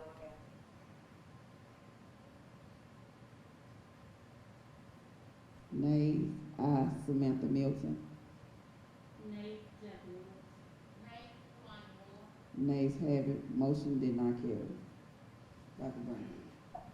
The 2020-2021 Consolidated Federal Programs Application Submission Approval. Dr. Pulley. It is time to approve the submission of the 2021-2022 Consolidated Federal Programs application through the Mississippi Comprehensive Automated Performance-Based System, MCAPS. The deadline for submission is September 8, 2021. Funds from these programs will be used to supplement services at the district level and all schools in the Greenwood Leflore Consolidated School District, as well as participating private schools in the district school zone. Funding allocations for the regular budget for the 2021-2022 school year are estimated below.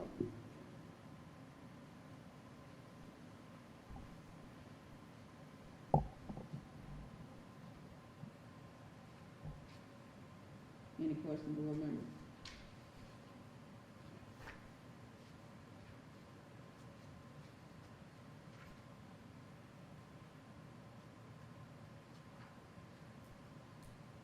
Dr. Brown. Okay, go ahead, Dr. Moore.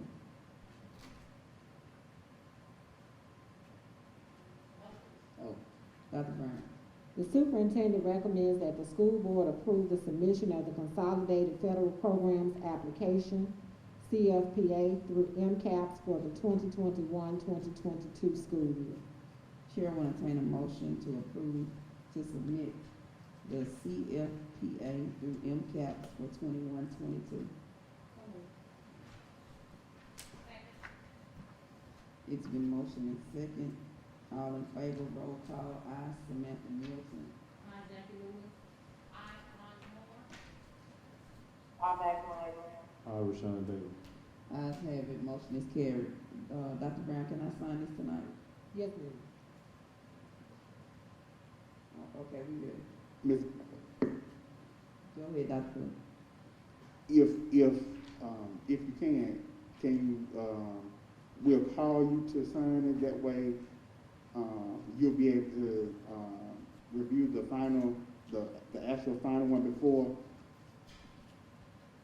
If I print it tomorrow or next week, then you'll be able to sign it. That way, I would, because we want you to see the before you sign it, so we can go over the document like I did last time. Dr. Brown. Pages 192 through 217, approval of the 2021-2022 District Professional Learning Plan. The Mississippi Public Accountability Standards 2020, Process Standard 15, states that the school district implements a professional development program aligned with the Learning Forward Standards for Professional Learning. The Greenwood Leflore Consolidated School District will implement its 2021-2022 Professional Learning Plan to include standards for professional learning, which are designed to increase educator effectiveness and generate positive results for all students. This plan sets clear expectations for professional learning, which will guide the efforts of individuals, teams, schools, and district staff in setting policies, organizing, providing, facilitating, managing, participating in, monitoring, or measuring professional learning to increase educator effectiveness and results for all students. Question, Madam President? Go ahead, Dr. Davis. And I apologize if I'm in left field. I just made a note because it says professional development plan, but I know you mentioned learning plan. I want to stress the importance of communication from the district, the administration level, to the teachers, as well as the school level administration, because with the reopening, I have yearly several calls from parents regarding various things. As I shared with Dr. Pulley, they asked about school supply list. Nobody knows anything about that. They've asked about their children's class schedule and who their teachers will be. None of that information has been available. So I just want to stress communication even within this plan. I think you're doing a good job, but I think we can do better. Go ahead. Dr. Pulley, when will, the embargo be lifted? Do you have a date or do you know, or? I have not received it. I'm sorry, I couldn't hear that. Can you speak louder, Ms. Lewis? I was asking Dr. Pulley, when will the embargo be lifted? Can you hear that, Ms. Abraham? Normally, Ms. Lewis is asking Dr. Pulley, when does the embargo when will it be lifted? Oh, okay, thank you. normally it's always lifted like right after Labor Day, but I will find out and let you know. I have not received an official date, but I'll find out. And let you. Thank you. Dr. Burns? The superintendent recommends school board approval of the 2021-2022 district professional learning plan. Chair will entertain a motion to approve the 21-22 PLP. So moved. Second. It's been motioned and second. All in favor with roll call. Ayes, Samantha Milton. Isaac Lewis. I'm at one Abraham. Rashawn Bailey. Ayes have it. Motion is carried. Dr. Brown. Pages 218 through 235. Delta Health Alliance's Memorandum of Understanding. Dr. Pulley. The Special Education Department has an agreement with Delta Health Alliance for students with disabilities who require educational and speech-language services. To ensure compliance and IEP implementation, educational and speech-language services will need to be approved by the Greenwood Leflore Consolidated School District.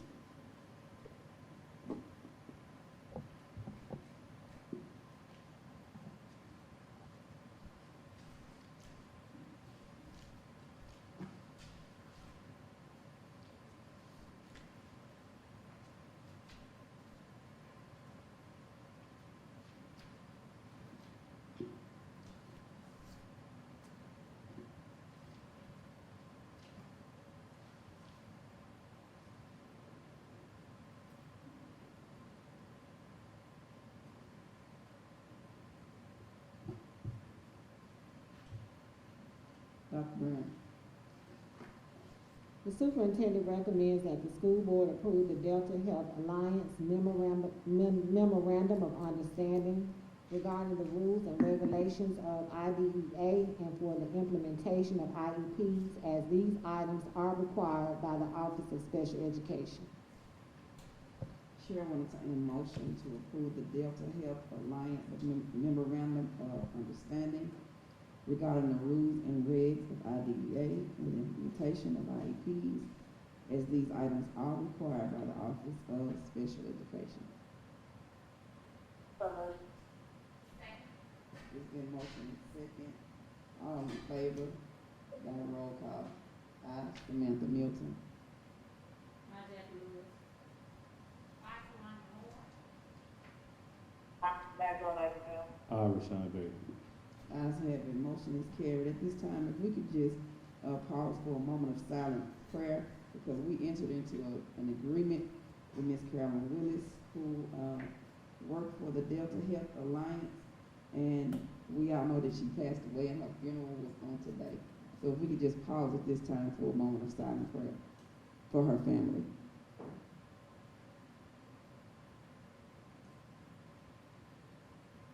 In Jesus' name, amen. Dr. Brown. pages 236 through 266. Professional development for Leflore Elementary School, Ms. Coleman. Leflore Elementary School is designated as an ATSI school. Training with their MDE coach revealed the need for professional development services. Federal funds for student improvement in the amount of $42,000 for professional development for teachers at Leflore Elementary must be obligated by September 31st, and services and invoices rendered by mid-November. Additional funds in the amount of $35,000 for professional development must be rendered and invoiced by September 31st, 2022, to provide a continuous flow of support to Leflore Elementary School, leading to the district's comprehensive exam of spring 22 in the state assessment spring 2022. Competitive quotes have been secured for professional services to improve classroom instruction. Those quotes are provided, and the services that we're asking for are those in bold print that will give us more days of support for our students.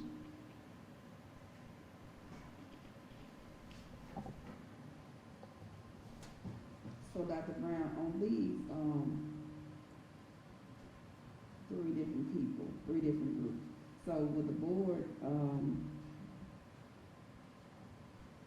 be able to see progress?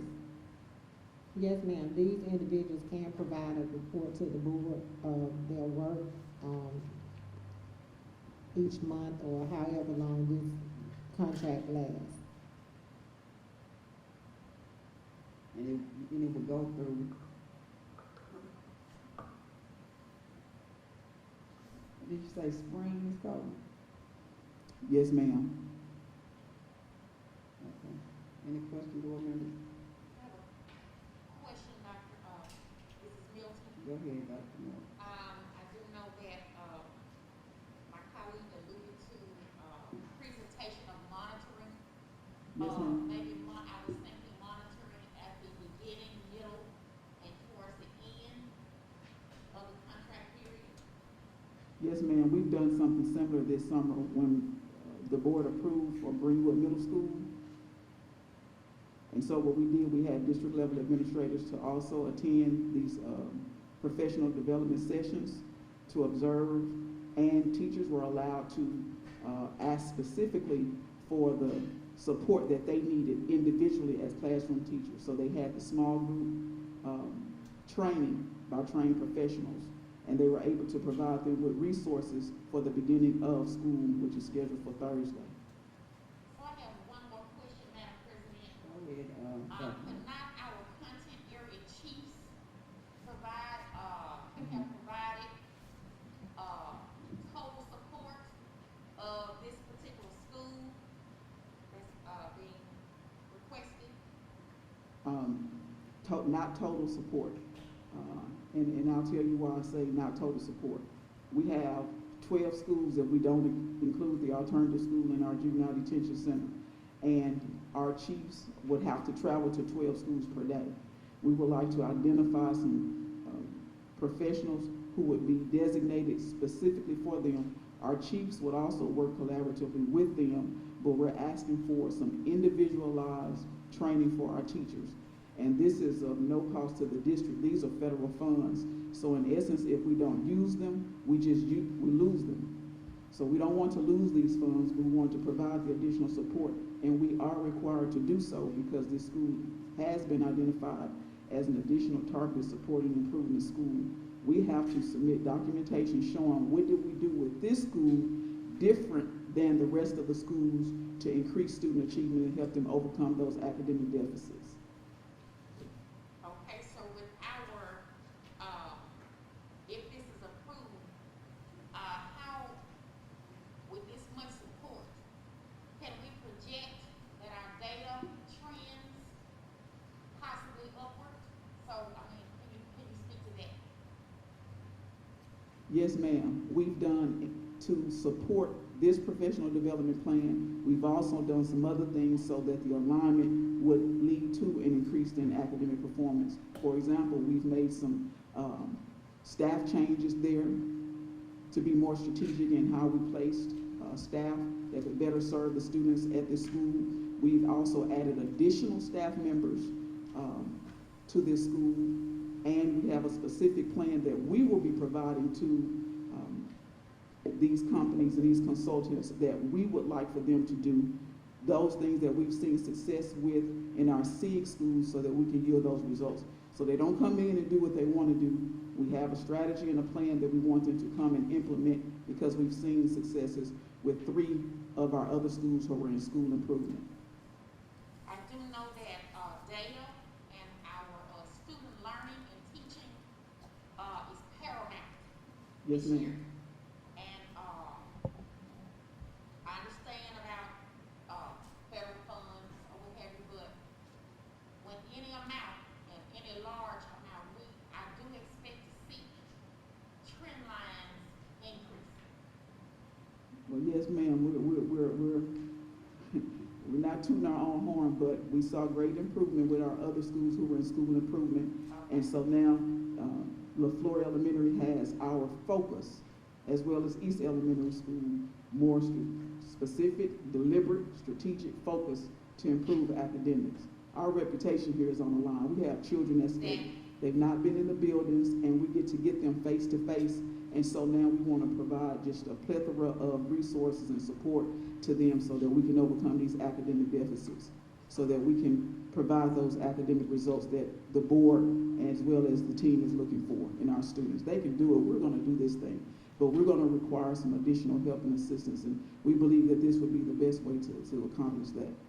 Thank you, Ms. Coleman. If you can help me, Ms. Coleman, I'm on page 245 and 246. Yes, ma'am. So if I'm correct, this company would come, one line says 15 days, then they'll come back another 15 days, is that correct? No, ma'am, we have different number of days for each subject. So support will be given in ELA, math, and science. So that's it, that's the total number of days. Nothing more is added for that subject area. And then if it's 15 days, it's math. So 29 days for ELA total, 15 for math, and 7 for science. And these days were calculated based on some recommendations that were specifically given to us by MDE. They didn't dictate the days, but the data as well as the coaching support that we received suggested that we needed double the days in ELA than we did in math. Okay, I'm looking on page 250 and page 266, and then this one says 13 days, and then this other one over here says 17 days. Can you tell me the difference? You see, one says teacher coaching, 13 days, and then it goes back again, 17 days for teacher coaching. Page 250, and what was the second page? 266. 266.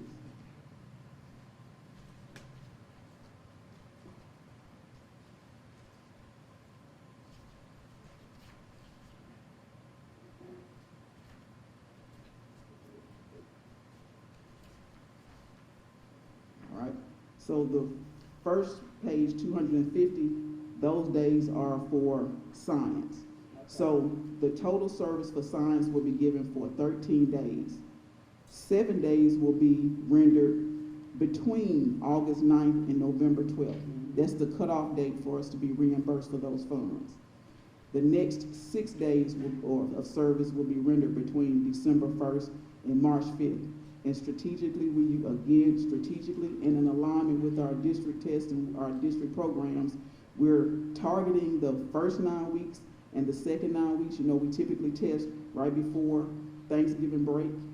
And then in the spring, again, we come back, some support in December, but in March 5th, before they take that third 9 weeks district assessment. So we're trying to push and provide that support around those testing days. So it will be total 13 days for science. On the last page that you asked, 266, that's math. A different subject. Okay, and I want to see one more. I didn't see a breakdown for the white company. Can you show me what page that on? Okay, just one second.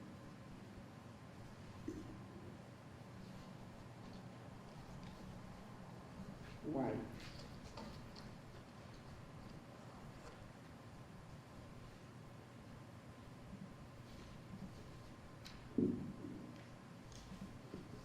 $259.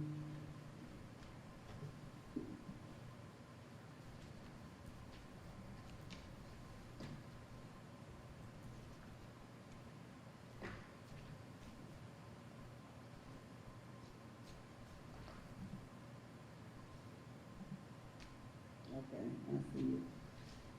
So, she's coming for a total of 17 days. Yes, that would be for the number that is for math, yes.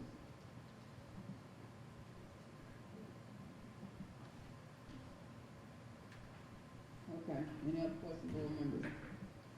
Madam President, I wanted to know if each of these has been utilized by the system before. Yes, ma'am. As a former principal at Davies Elementary School, I used the first group, the group that we will be securing for ELA and math. We received 3 B ratings and about 7 C ratings. So we were very successful for about 9 years, almost 10 years.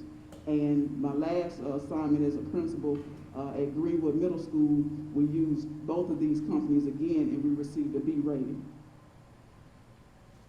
So when we're working with these specific groups, we request specific consultants who we know have produced in this district and served our demographic of students, our demographic of teachers, and are available to us even outside of these contracted days.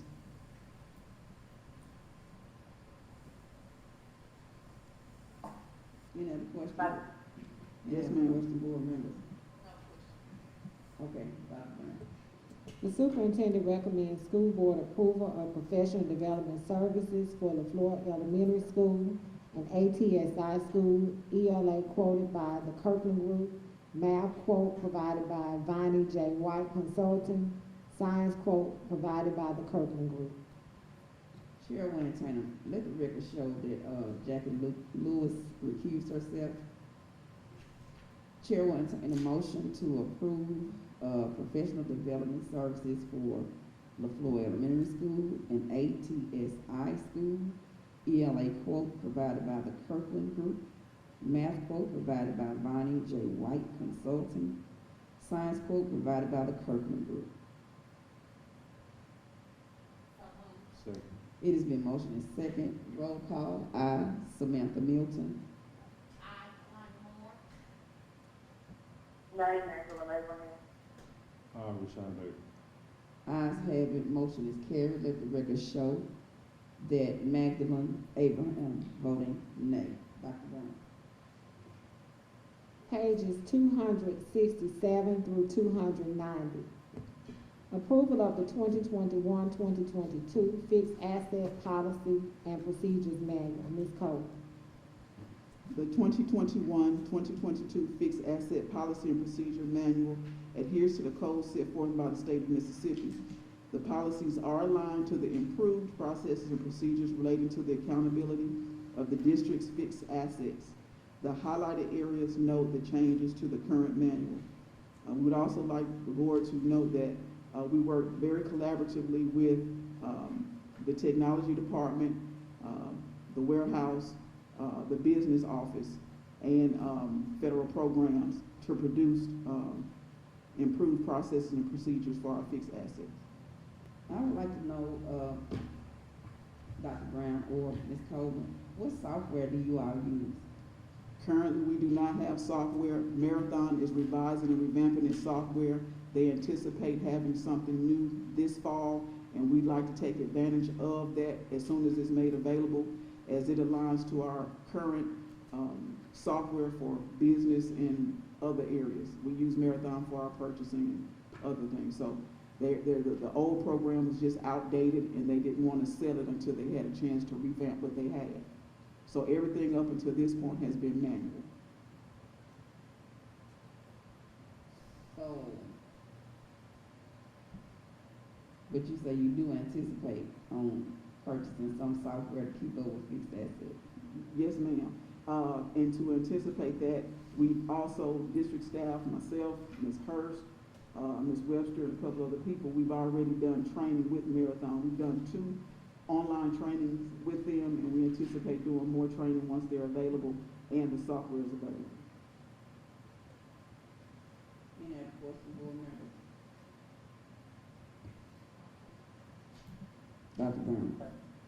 The superintendent recommends school board approval of the 2021-2022 fixed asset policy and procedures manual. Chair will entertain a motion to approve the 21-22 fixed asset policy and procedures manual. So moved. It has been motioned and second, all in favor by roll call. Aye, Samantha Milton.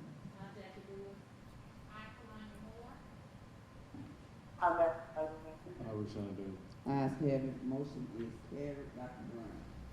Approval of the submission of the Mississippi State Department of Health's adopted school provider partnerships for COVID-19 vaccinations in schools applications. Mr. Johnson.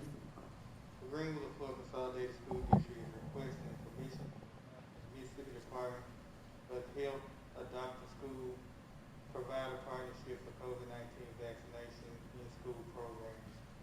You have a text and I give you what the program is. This goes to what page? 291 through 314.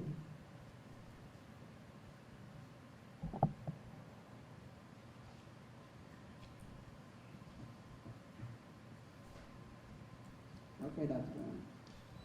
The superintendent recommends school board approval of the submission of the Mississippi State Department of Health's adopt a school provider partnerships for COVID-19 vaccinations in schools application.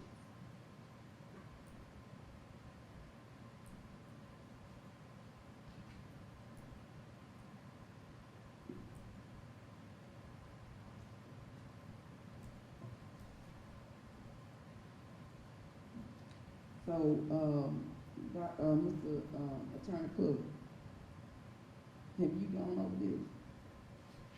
Take another look at it. Mm-hmm.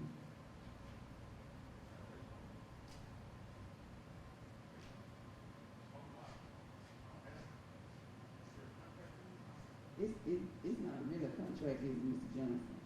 No, you can apply for it, it's just information about what the partnership is. Greenwood Leflore Hospital reached out to me about this and wanted to see if the district would be interested. They would need a partner. So we wouldn't really be entering into a partnership, we're just looking into it, is that what this is? Well, we would apply, if we would apply for it, then we would be entering into a partnership. I think if you apply, it's gonna automatically be granted. As long as you have a local provider that's willing to provide the vaccinations. But that's something we want to be in a partnership with. So it would be like you saying like the health department or Greenwood Leflore Hospital or something like that? Yes, Greenwood Leflore Hospital is on the list of providers. They have, I think, reached out to Mississippi Department of Health. There may be other entities in our county that are also provided, but they did call and reach out to me first to see whether or not the district would be interested in applying and partnering with them in the adopt a school program. The basic school providing a site. Is that the basis of it? It's a little more, and I won't say just the site, because you actually would have to be in partnership with allowing them to give the vaccination on school site during school hours. So that's the legal part I'm trying to ask. But if each child would have to get parental consent, Yeah, of course. if parental consent would have to be given prior to anything taking place. Okay. Chair will entertain a motion to approve for the submission of the MSDH adopted school provider partnerships for COVID-19 vaccinations in schools application. So moved. It has been motioned and second. All in favor by roll call.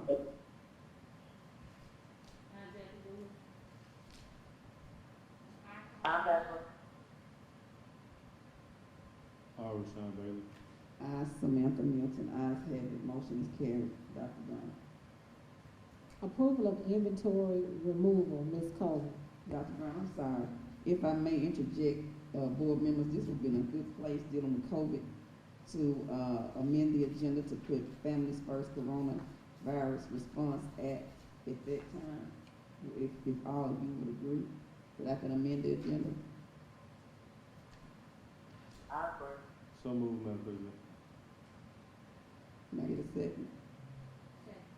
It has been motioned and second, all in favor? Ayes Samantha Milton. Rashawn Bailey. Ayes have it, motion is carried. Dr. Brown, do you need to see a copy? So we can make a motion to, you say 3 months, so if this is August, Board members, it will be up to you as to how long you like to extend it. I was only giving you the history behind you have done it the past 3 months at a time to see what you like to do. But the motion would just be to extend the sick leave with the Families First Coronavirus Response Act. Extend the expiration date from June 30, 2021 until that 3-month date. So, what was it, October? could we do it through December? You could do it, yes. I mean, board members, I'm saying December, can you all give me some feedback? Could we do it through October and then you can always extend it in October to take it through December if need be? Madam President, I support that. That gives us some level of consistency since we have extended it 3 months at a time. So, Dr. Brown, from June 30th, 2021 to October, what, 31st? 31st.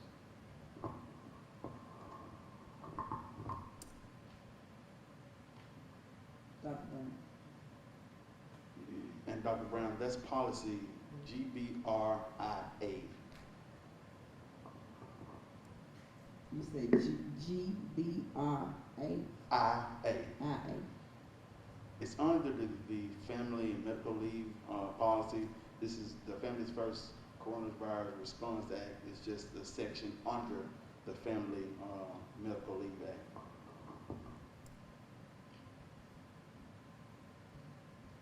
The superintendent recommends to extend the sick leave with the Families First Coronavirus Response Act from June 30th, 2021 to October 31st, 2022 per GLCSD's policy GBRI. Correction, it would be 2021. 2021. Yes, ma'am. Okay. Chair will entertain a motion to extend the sick leave from June 30th, 2021 to October 31st, 2021. Families First Coronavirus Response Act under FMLA, policy GBRIA.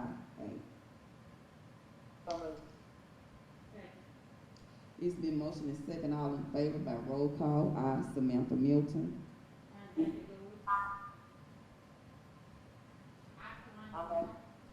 Rashawn Bailey. Ayes have it, motion is carried. Dr. Brown. Approval of inventory removal, Ms. Cole. The attached list includes student Chromebooks that were submitted for repair by the district, but were deemed unrepairable by the Repair Claims Center. In response, they issued us settlement amounts. These devices have been confirmed by Mr. Storms, our technology department. The claim numbers are verified, serial numbers, locations, asset tags, as well as the settlement amounts. So we're respectfully asking that they be removed and we use those settlement amounts to purchase new equipment so that we can supply our schools with the Chromebooks as needed. Go ahead, Ms. Lewis. So, Ms. Coleman, what differentiates the settlement amount? I can't answer that for sure, but I would assume it would be the extent of the damage to the device. Some of the devices were pretty beaten up and would not have had or held the same value as others. A cracked screen versus missing keys or a broken charging port. So I guess it's the care that our students took when dealing with failed to provide.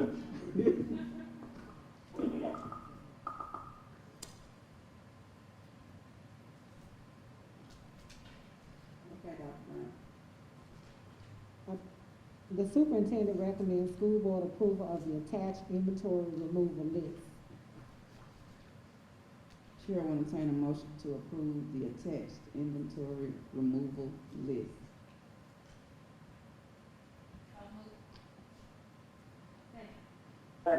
It's been motion and second, all in favor, roll call, I, Samantha Milton.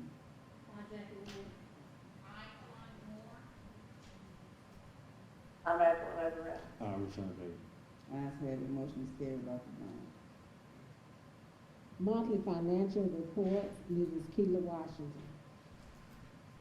Good evening, Board. Good evening. We have the monthly financial reports, for, August, the reports are for the month ending in June, and the claim docket is for the month of August. Expenditures to date are within the budget amounts. The cash balance on hand, they are sufficient to cover the immediate and current projected expenses. Does the board have any questions? I do know that, I want you to note that your June, bank reconciliations are really the hardest ones to complete, but they are almost finished with them. And we do not need a consultant at this point to continue on. So, the staff that's in place right now, are able to do those do the bank reconciliation from here on out. So, how long did that, you can answer this, Dr. Brown or Mr. Johnson as well. How long did we, have that, consultant in place? You made us sign a, Right, it ended in June. it ended? In June. And that was 2 years? No, That was- actually, we had another consultant, she did up to July, or June, she did June 30th of 2020. This new lady, she did from July 1 of 2020 up until, I think, I want to say March of 2021. And now we have another person that's taking the reign to actually complete it in-house. Can you say her contract ended when? June 30th. And you say the staff that you have in place now is sufficient? Yes. Question, They're Madam. capable. I'm sorry, Ms. Washington. Not today. Question, Madam President. Ms. Washington, if you can turn to page 338.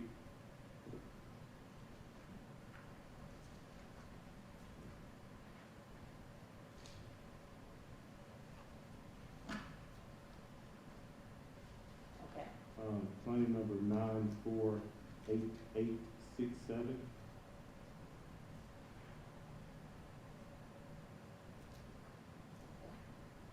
And I understand the description, but can you tell me what that timeline was when those services were provided and maybe what for? You may not be aware of that. What for. I think that would be something for executive session.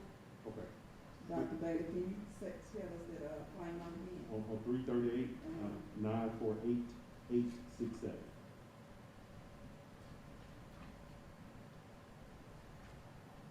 And that's fine, I don't have a problem answering the executive session. My next question is 339, page 339. Now at the very bottom, beginning at 948924.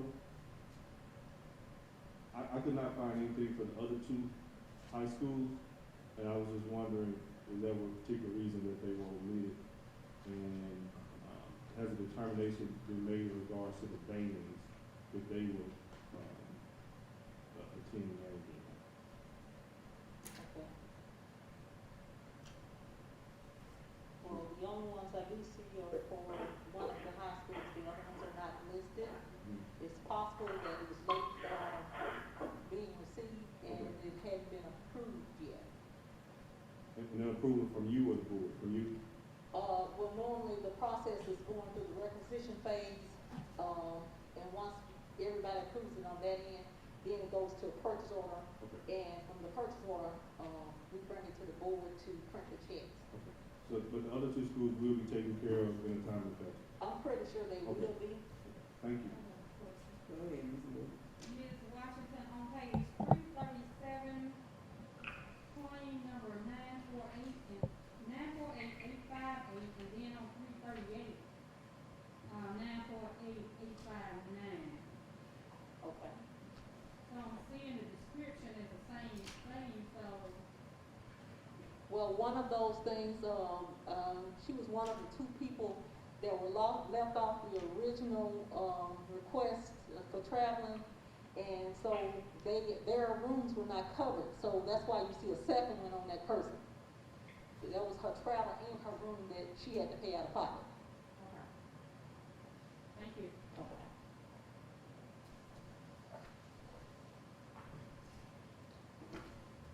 And, question, board member. This goes to page 453, right? Dr. Brown. This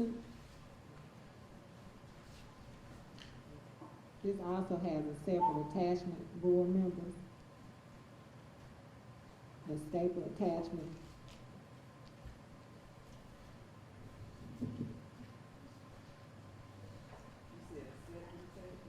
Yes, ma'am, it's a stable attachment for monthly financial reports.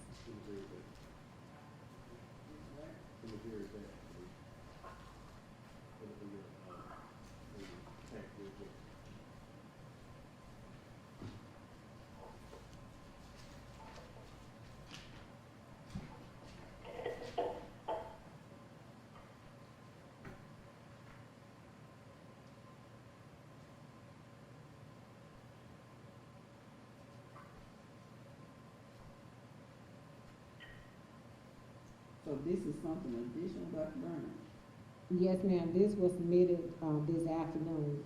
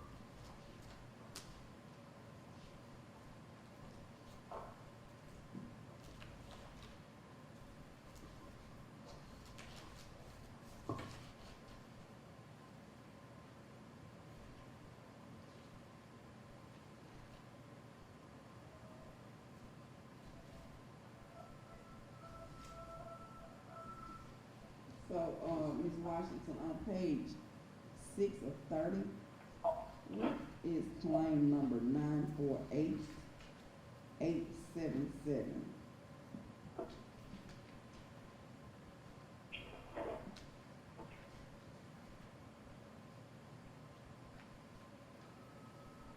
What's the page number down at the very bottom? Mine just says 6 of 30. Oh, 6 of. Just gonna find a claim number.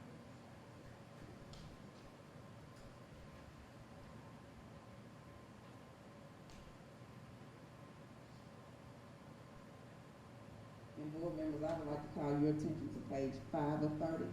If you will look at the top of the page, you will see what we pay for our annual membership fees. 5 of 30, the very first claim.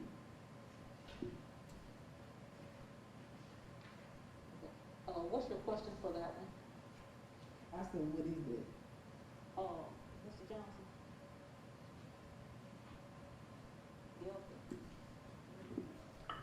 think that is, without looking at it, that is what we pay to broadcast our games and events. That's the fee we pay every year, to broadcast our games and events. What was the vendor name? It's, Greater Delta Broadcasting. Yeah, I think that's the,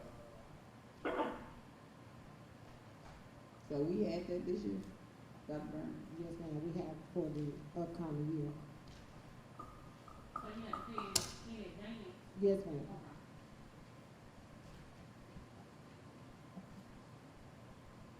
Okay, Ms. Washington, on page 4 of 30, could you please tell me what is 948837?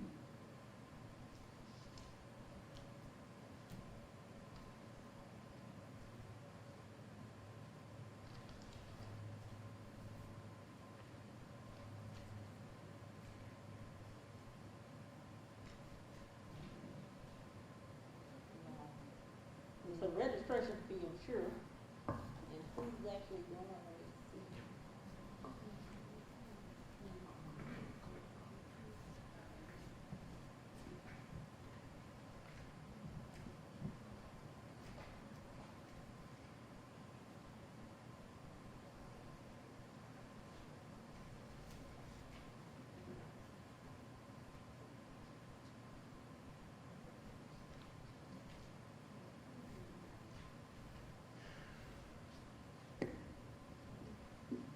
$948,837 was a registration fee for a particular teacher, and it's a requirement to teach that course. Yes, ma'am. Okay, my last question would be on page 1 of 30, Ms. Washington, where it has bond renewal. Could you please tell me, why is there a difference in the prices? Can you give me the claim number? Like I see two for, one is 199,857, the other one is 199,817.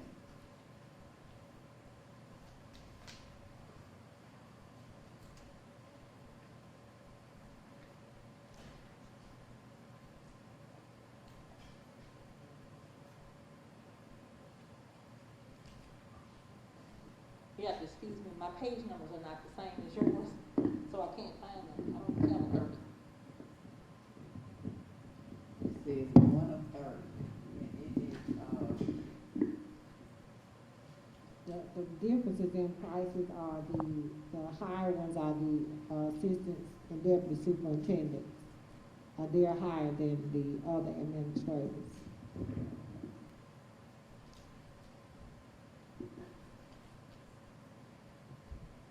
okay.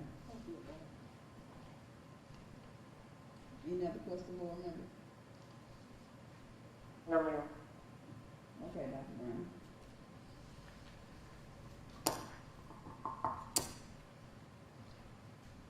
The superintendent recommends that the school board approve the June financial reports and the payment of claims 948789 through 948938, an adjustment for the following claims 948778 and 948781 for the Greenwood Leflore Consolidated School District.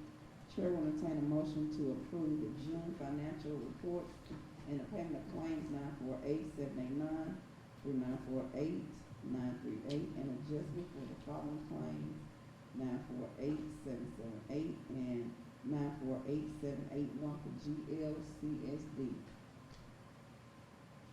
Did I read the right one? Okay, board members? Second. Second. It's been motion and second by roll call, I, Samantha Milton. I'm Angela Abraham. Shane Bailey. Ayes have it, motion carried. Dr. Brown,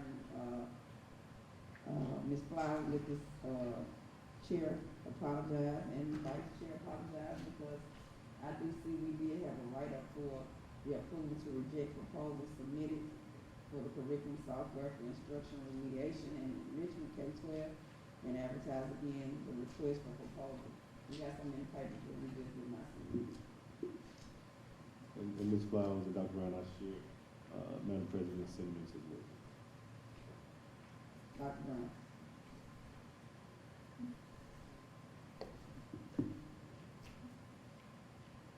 Approval.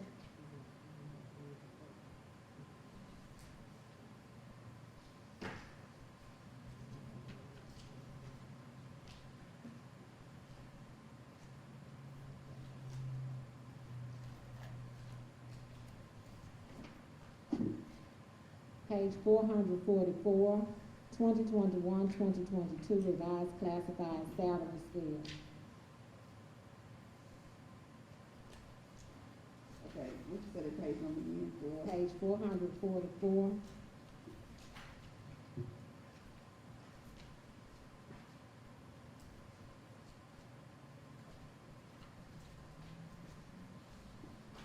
Which was adjusted to include the position on the next document for the approval of the job description.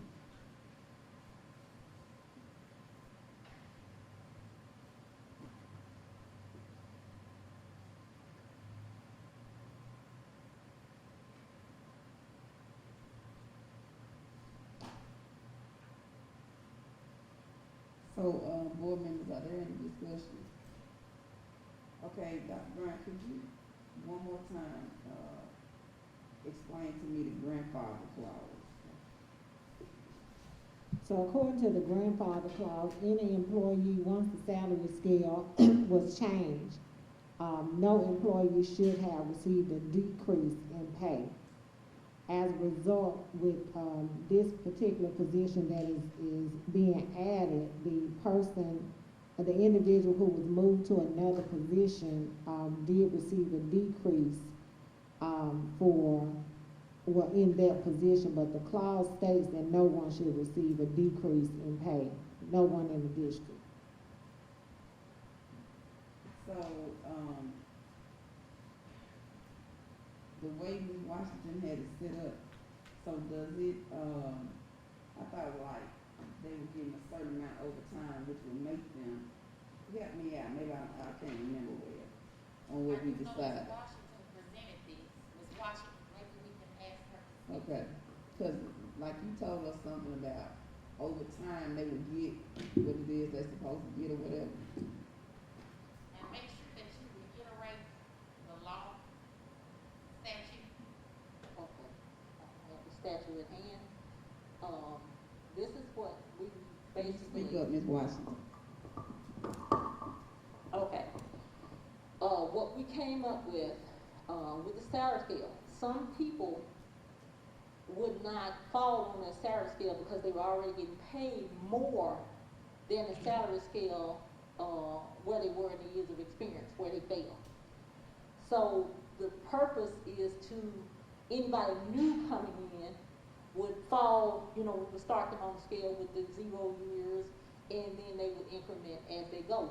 Now, some of the people at some point going to make it to that salary scale level, and then they'll start seeing increases after that. But until they get there on that salary scale, they are to remain where they are.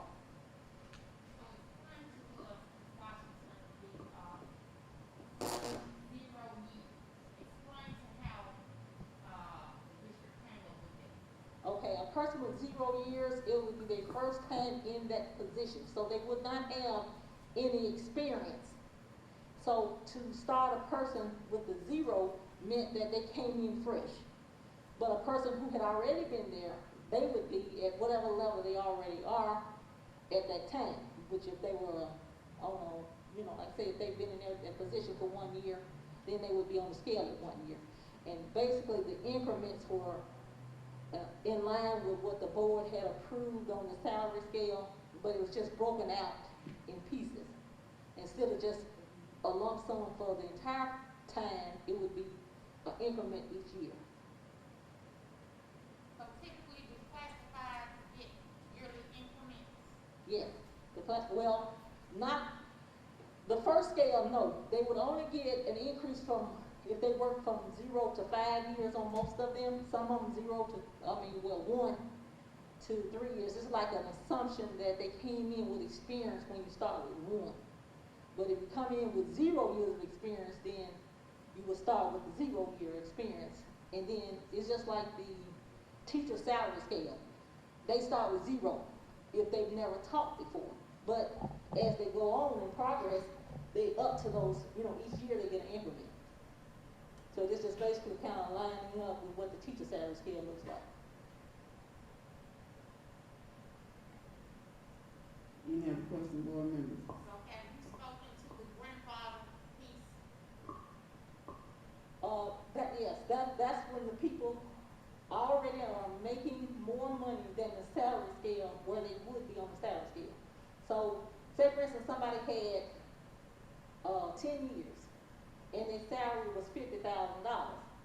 Well, when we look at the scale, that 10 years, the salary may have been $45,000. So rather than decrease that person $5,000, we left them at the $50,000.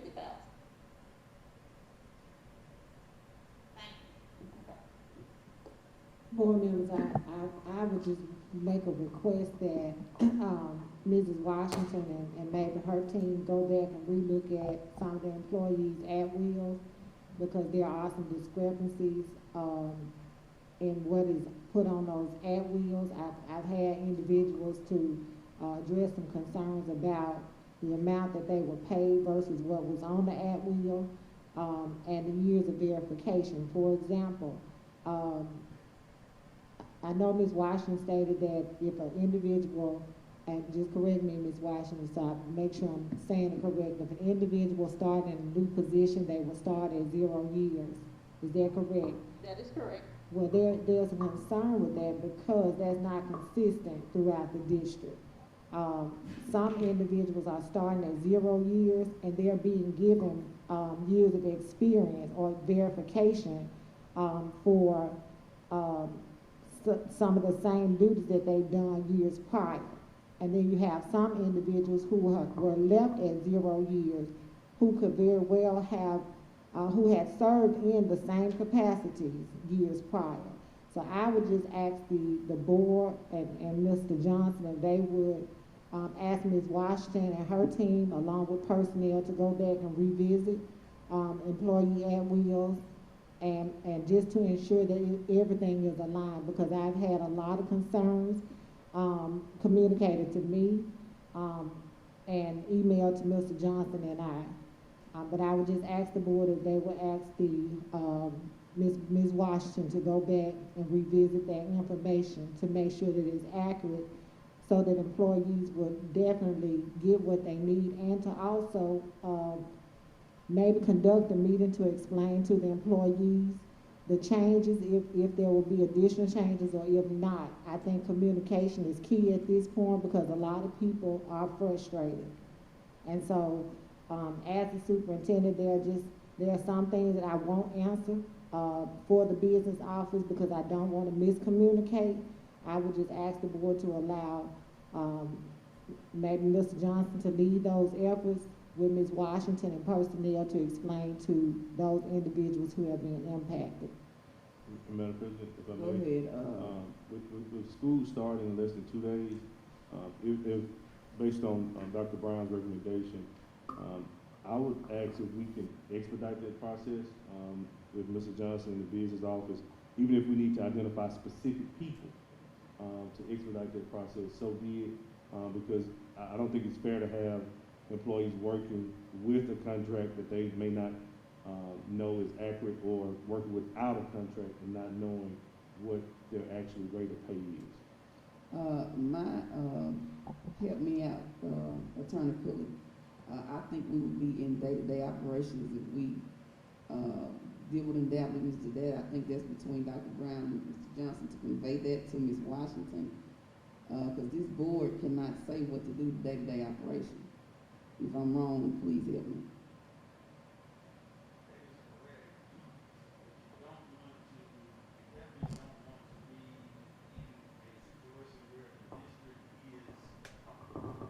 Be in a situation where the district is unintentionally discriminating against someone based on compensation.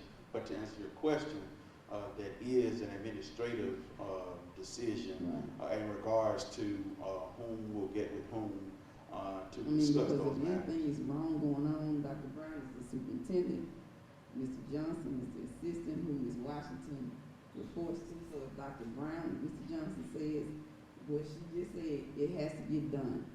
But she's the superintendent, so it's your job through Dr. Brown to convey that to Ms. Washington. And Madam President, Yeah. great point, but again, I would like to stress the urgency, that, you all I look get at what you're this. saying, but we cannot. I'm not arguing with you. Okay. It's urgent. And just for some clarity purposes, the policy that was approved, that policy stood as the day that it was approved and not retroactive, and I just want to make sure I'm clear on that from the attorney. That once the board approved that policy was not retroactive, but it was just effective as of that date. Just want to make sure I'm clear as we proceed forward. Because I'm very confused. And Attorney Pruitt, if I may, Mr. Johnson made that comment because, well, I'm not naming names, a said employee was told that the at-will that, was provided to this person and signed was void. It didn't matter if I signed it or not, the at-will was actually void. And this at-will was presented to the employee before the board, any changes were made. So we just want to be clear. I did recommend that Mr. Johnson, ask the attorney so that we could make sure that we were communicating accurate information to the staff. So Attorney Pruitt, I know that we discussed salaries to the extent that we had to go back 3 or 4 times. And if the board has to be blamed for it because we tried to give our people salaries, money that they could see, but we took directions from the financial officer who told us that we couldn't, we did this like 2 or 3 times, am I correct, ma'am? So we want to be, ma'am? Okay, so I'm just saying, we just want to make sure that, what the law is. We don't want to overstep our bounds, and I think that one time Ms. Washington let us know that we couldn't give as much as we were trying to give, and it's our fault as the board, because we just wanted our people to be happy when they see their checks, but we have to follow the law. But I would like to add as well, prior to the first salary scale being approved, Ms. Washington stated that the salary, it could be done, and she was asked 3 times. It was around the month of May, I believe, when she came back and said that it could not be done. But the salary scale had been approved well in advance. It was approved when I initiated the raise. It was approved when the board initiated the raise twice. It went through, and the communication was with Ms. Washington. She received each copy of those salary scales. I think it was in May, after something had occurred or what have you, that she came back and said that we could not do it. But at that point, employees had been issued at-wills, and some have been signed, some may have not been signed, but they were issued at-wills. And so the question is, for those who did receive signed at-wills, are those at-wills void or not? My question for the board, if you can recall, you asked me about these contracts. Now, Dr. Brown had already stated that she hadn't released any of them. So, when the board asked that question, can we take them back? Yes, the answer was yes, simply because they hadn't been issued with her signature on them. Correction, I don't issue contracts, these were at-wills. The Well, at-wills come at-wills out. were not signed according to Dr. Brown. And when the board, I told the board that I did not have the original information.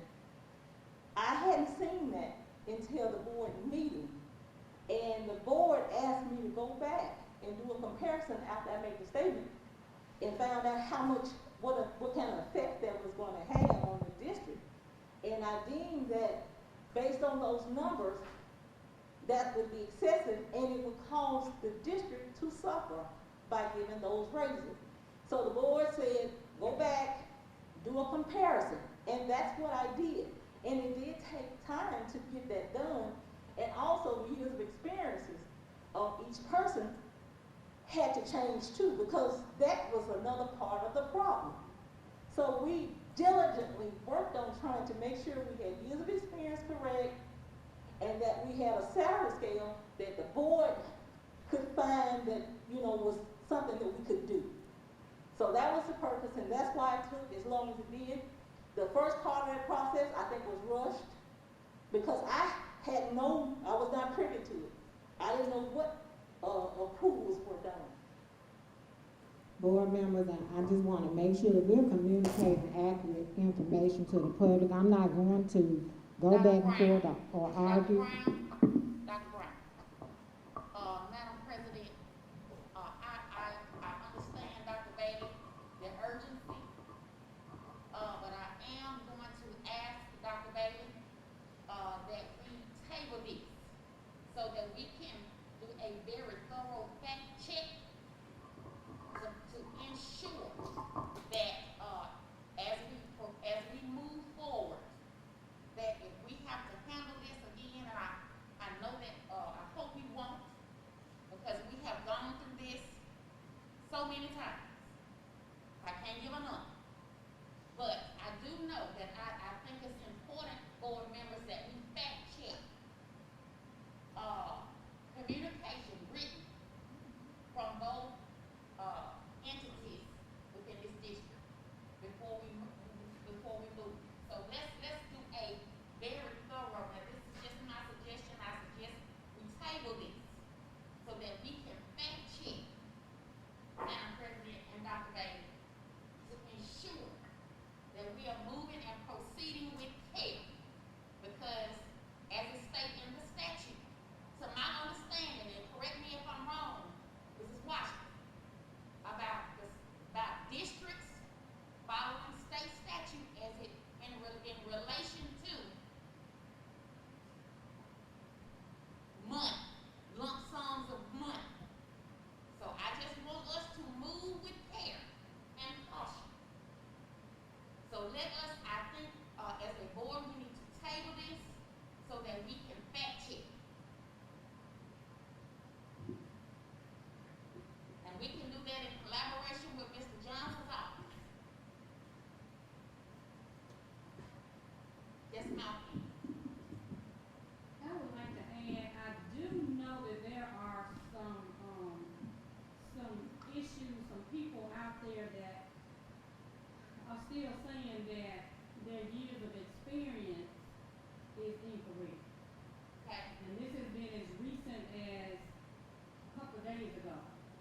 And so, they were advised just to see their supervisor, you know, and then the supervisor take it to wherever it needs to go. But they are still saying that the years of experience is incorrect. So you might wanna double check.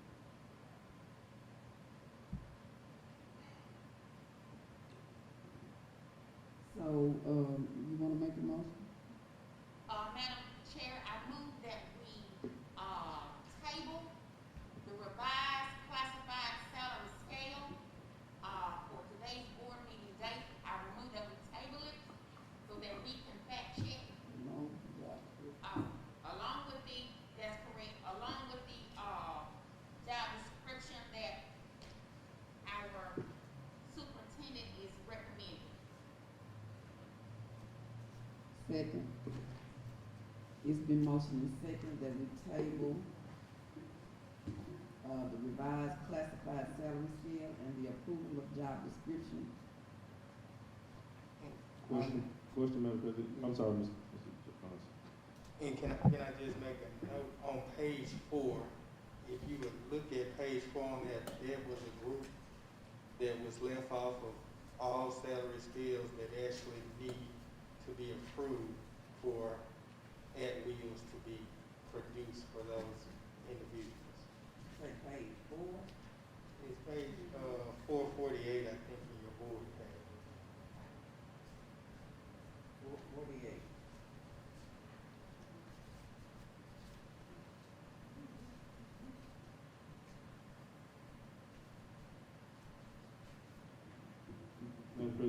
question. Go ahead, Dr. In regards to potential tabling, I guess I would need, our attorney's advice. With school starting, at what rate of pay are we paying employees that will be working potentially on Thursday, and we may not resolve this matter until 2 weeks from now? Will it retroactively be paid, or? These employees that you speak of, I think what I'm hearing you say is that they currently don't have any, they don't currently have at-will signs, is that correct? The at-wills that they have are incorrect.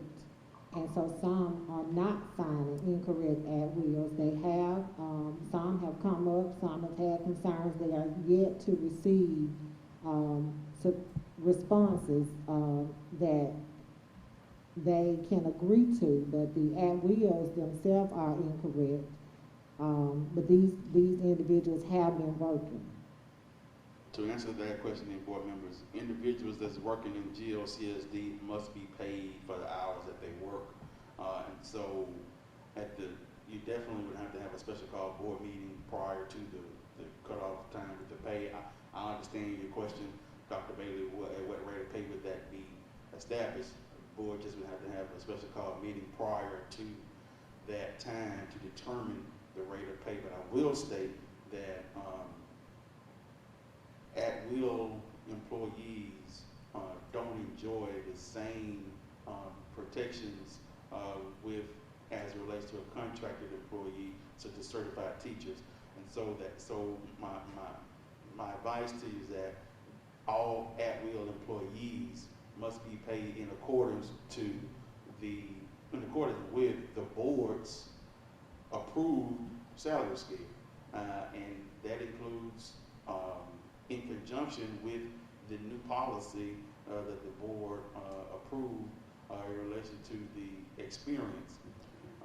As it relates to the experience, the Mississippi statute states that as it relates to teachers, it does state that any individual who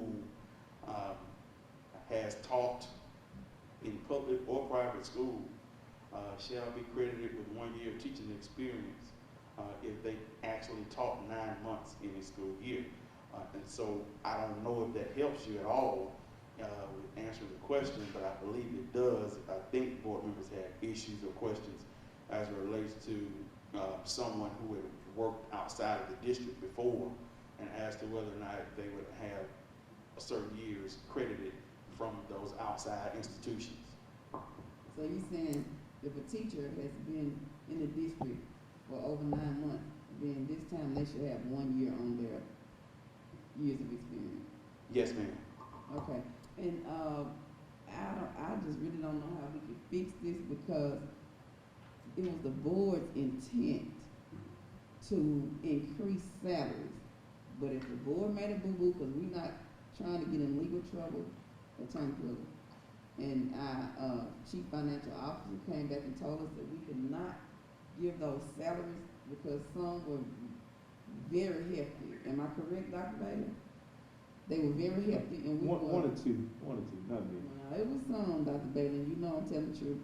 And we could not get in trouble financially. So I'm asking you, could a letter be drafted or something to say that it was the board who tried to bless the people, but we were beyond our means because it was too much. We were really trying good, but we just couldn't do it according to the law. Am I correct, Ms. Washington? So I'm saying, so if some at-will people got something that was more, we cannot help it because we just trying to give them more. But if we just cannot give it to them, we cannot give it to them according to state statute. Madam President, Yes. if you give me, you do have a motion on the floor. But I would like to see that statute, because I know we keep talking about what state statute says and the law says in regards to salary, or what have you. But again, I say we give raises to who we want to give raises to. That's neither here nor there. And board members, I believe that you all have already spoken. When you approve a salary scale, that you have spoken, that I think in the recommendation it also states that those who would even receive a decrease would be grandfathered in. And so, as it relates to the board speaking, you all have done that. So I think that what needs to happen is administratively, the money and all that and salaries just need to be taken care of administratively. But I think the board has done its job. Okay, it has been motion and second. All in favor with the roll call that we table, the revised classified salary scale and the approval of job description. I, Samantha Milton. I definitely will. I, Kalani Moore. I'm back to Green. Rashawn Bailey. Ayes have it, motion is carried. Dr. Brown. Next, you have the consent agenda, which includes minutes of the regular board meeting of Tuesday, July 6, 2021, minutes of a special call board meeting of Thursday, July 8, 2021, and minutes of a work session of Wednesday, July 28, 2021. Attorney Pulley, can you help me out again with, the corrections for the consent agenda, or how do we correct it? It is my understanding, Ms. Miller, that you'd like to remove the 5.3, the minutes of the work session of Wednesday, July 28, 2021, to correct the language in the minutes.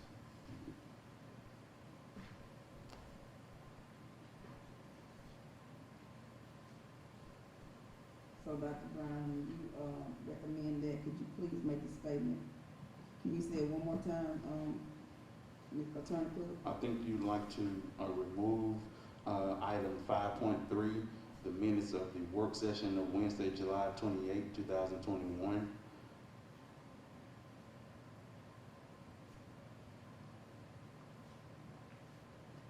To correct the language in the minutes.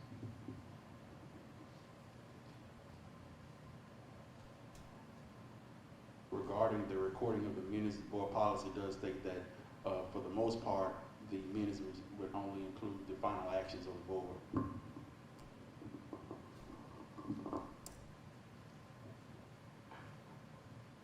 Okay, Dr. Brown.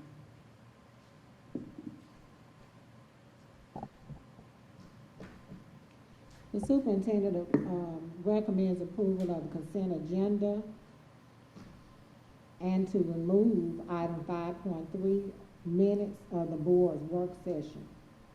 Chair will entertain a motion to approve the consent agenda and remove item 5.3 to correct the language in the minutes for July 28, 2021.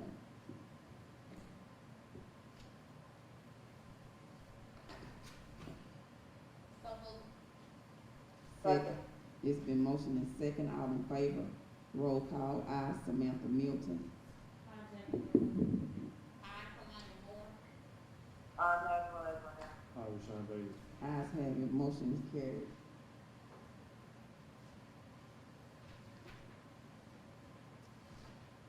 Chair will entertain a motion to close this meeting for consideration of executive session. So moved. It's been motioned and second. All in favor by roll call. I, Samantha Milton.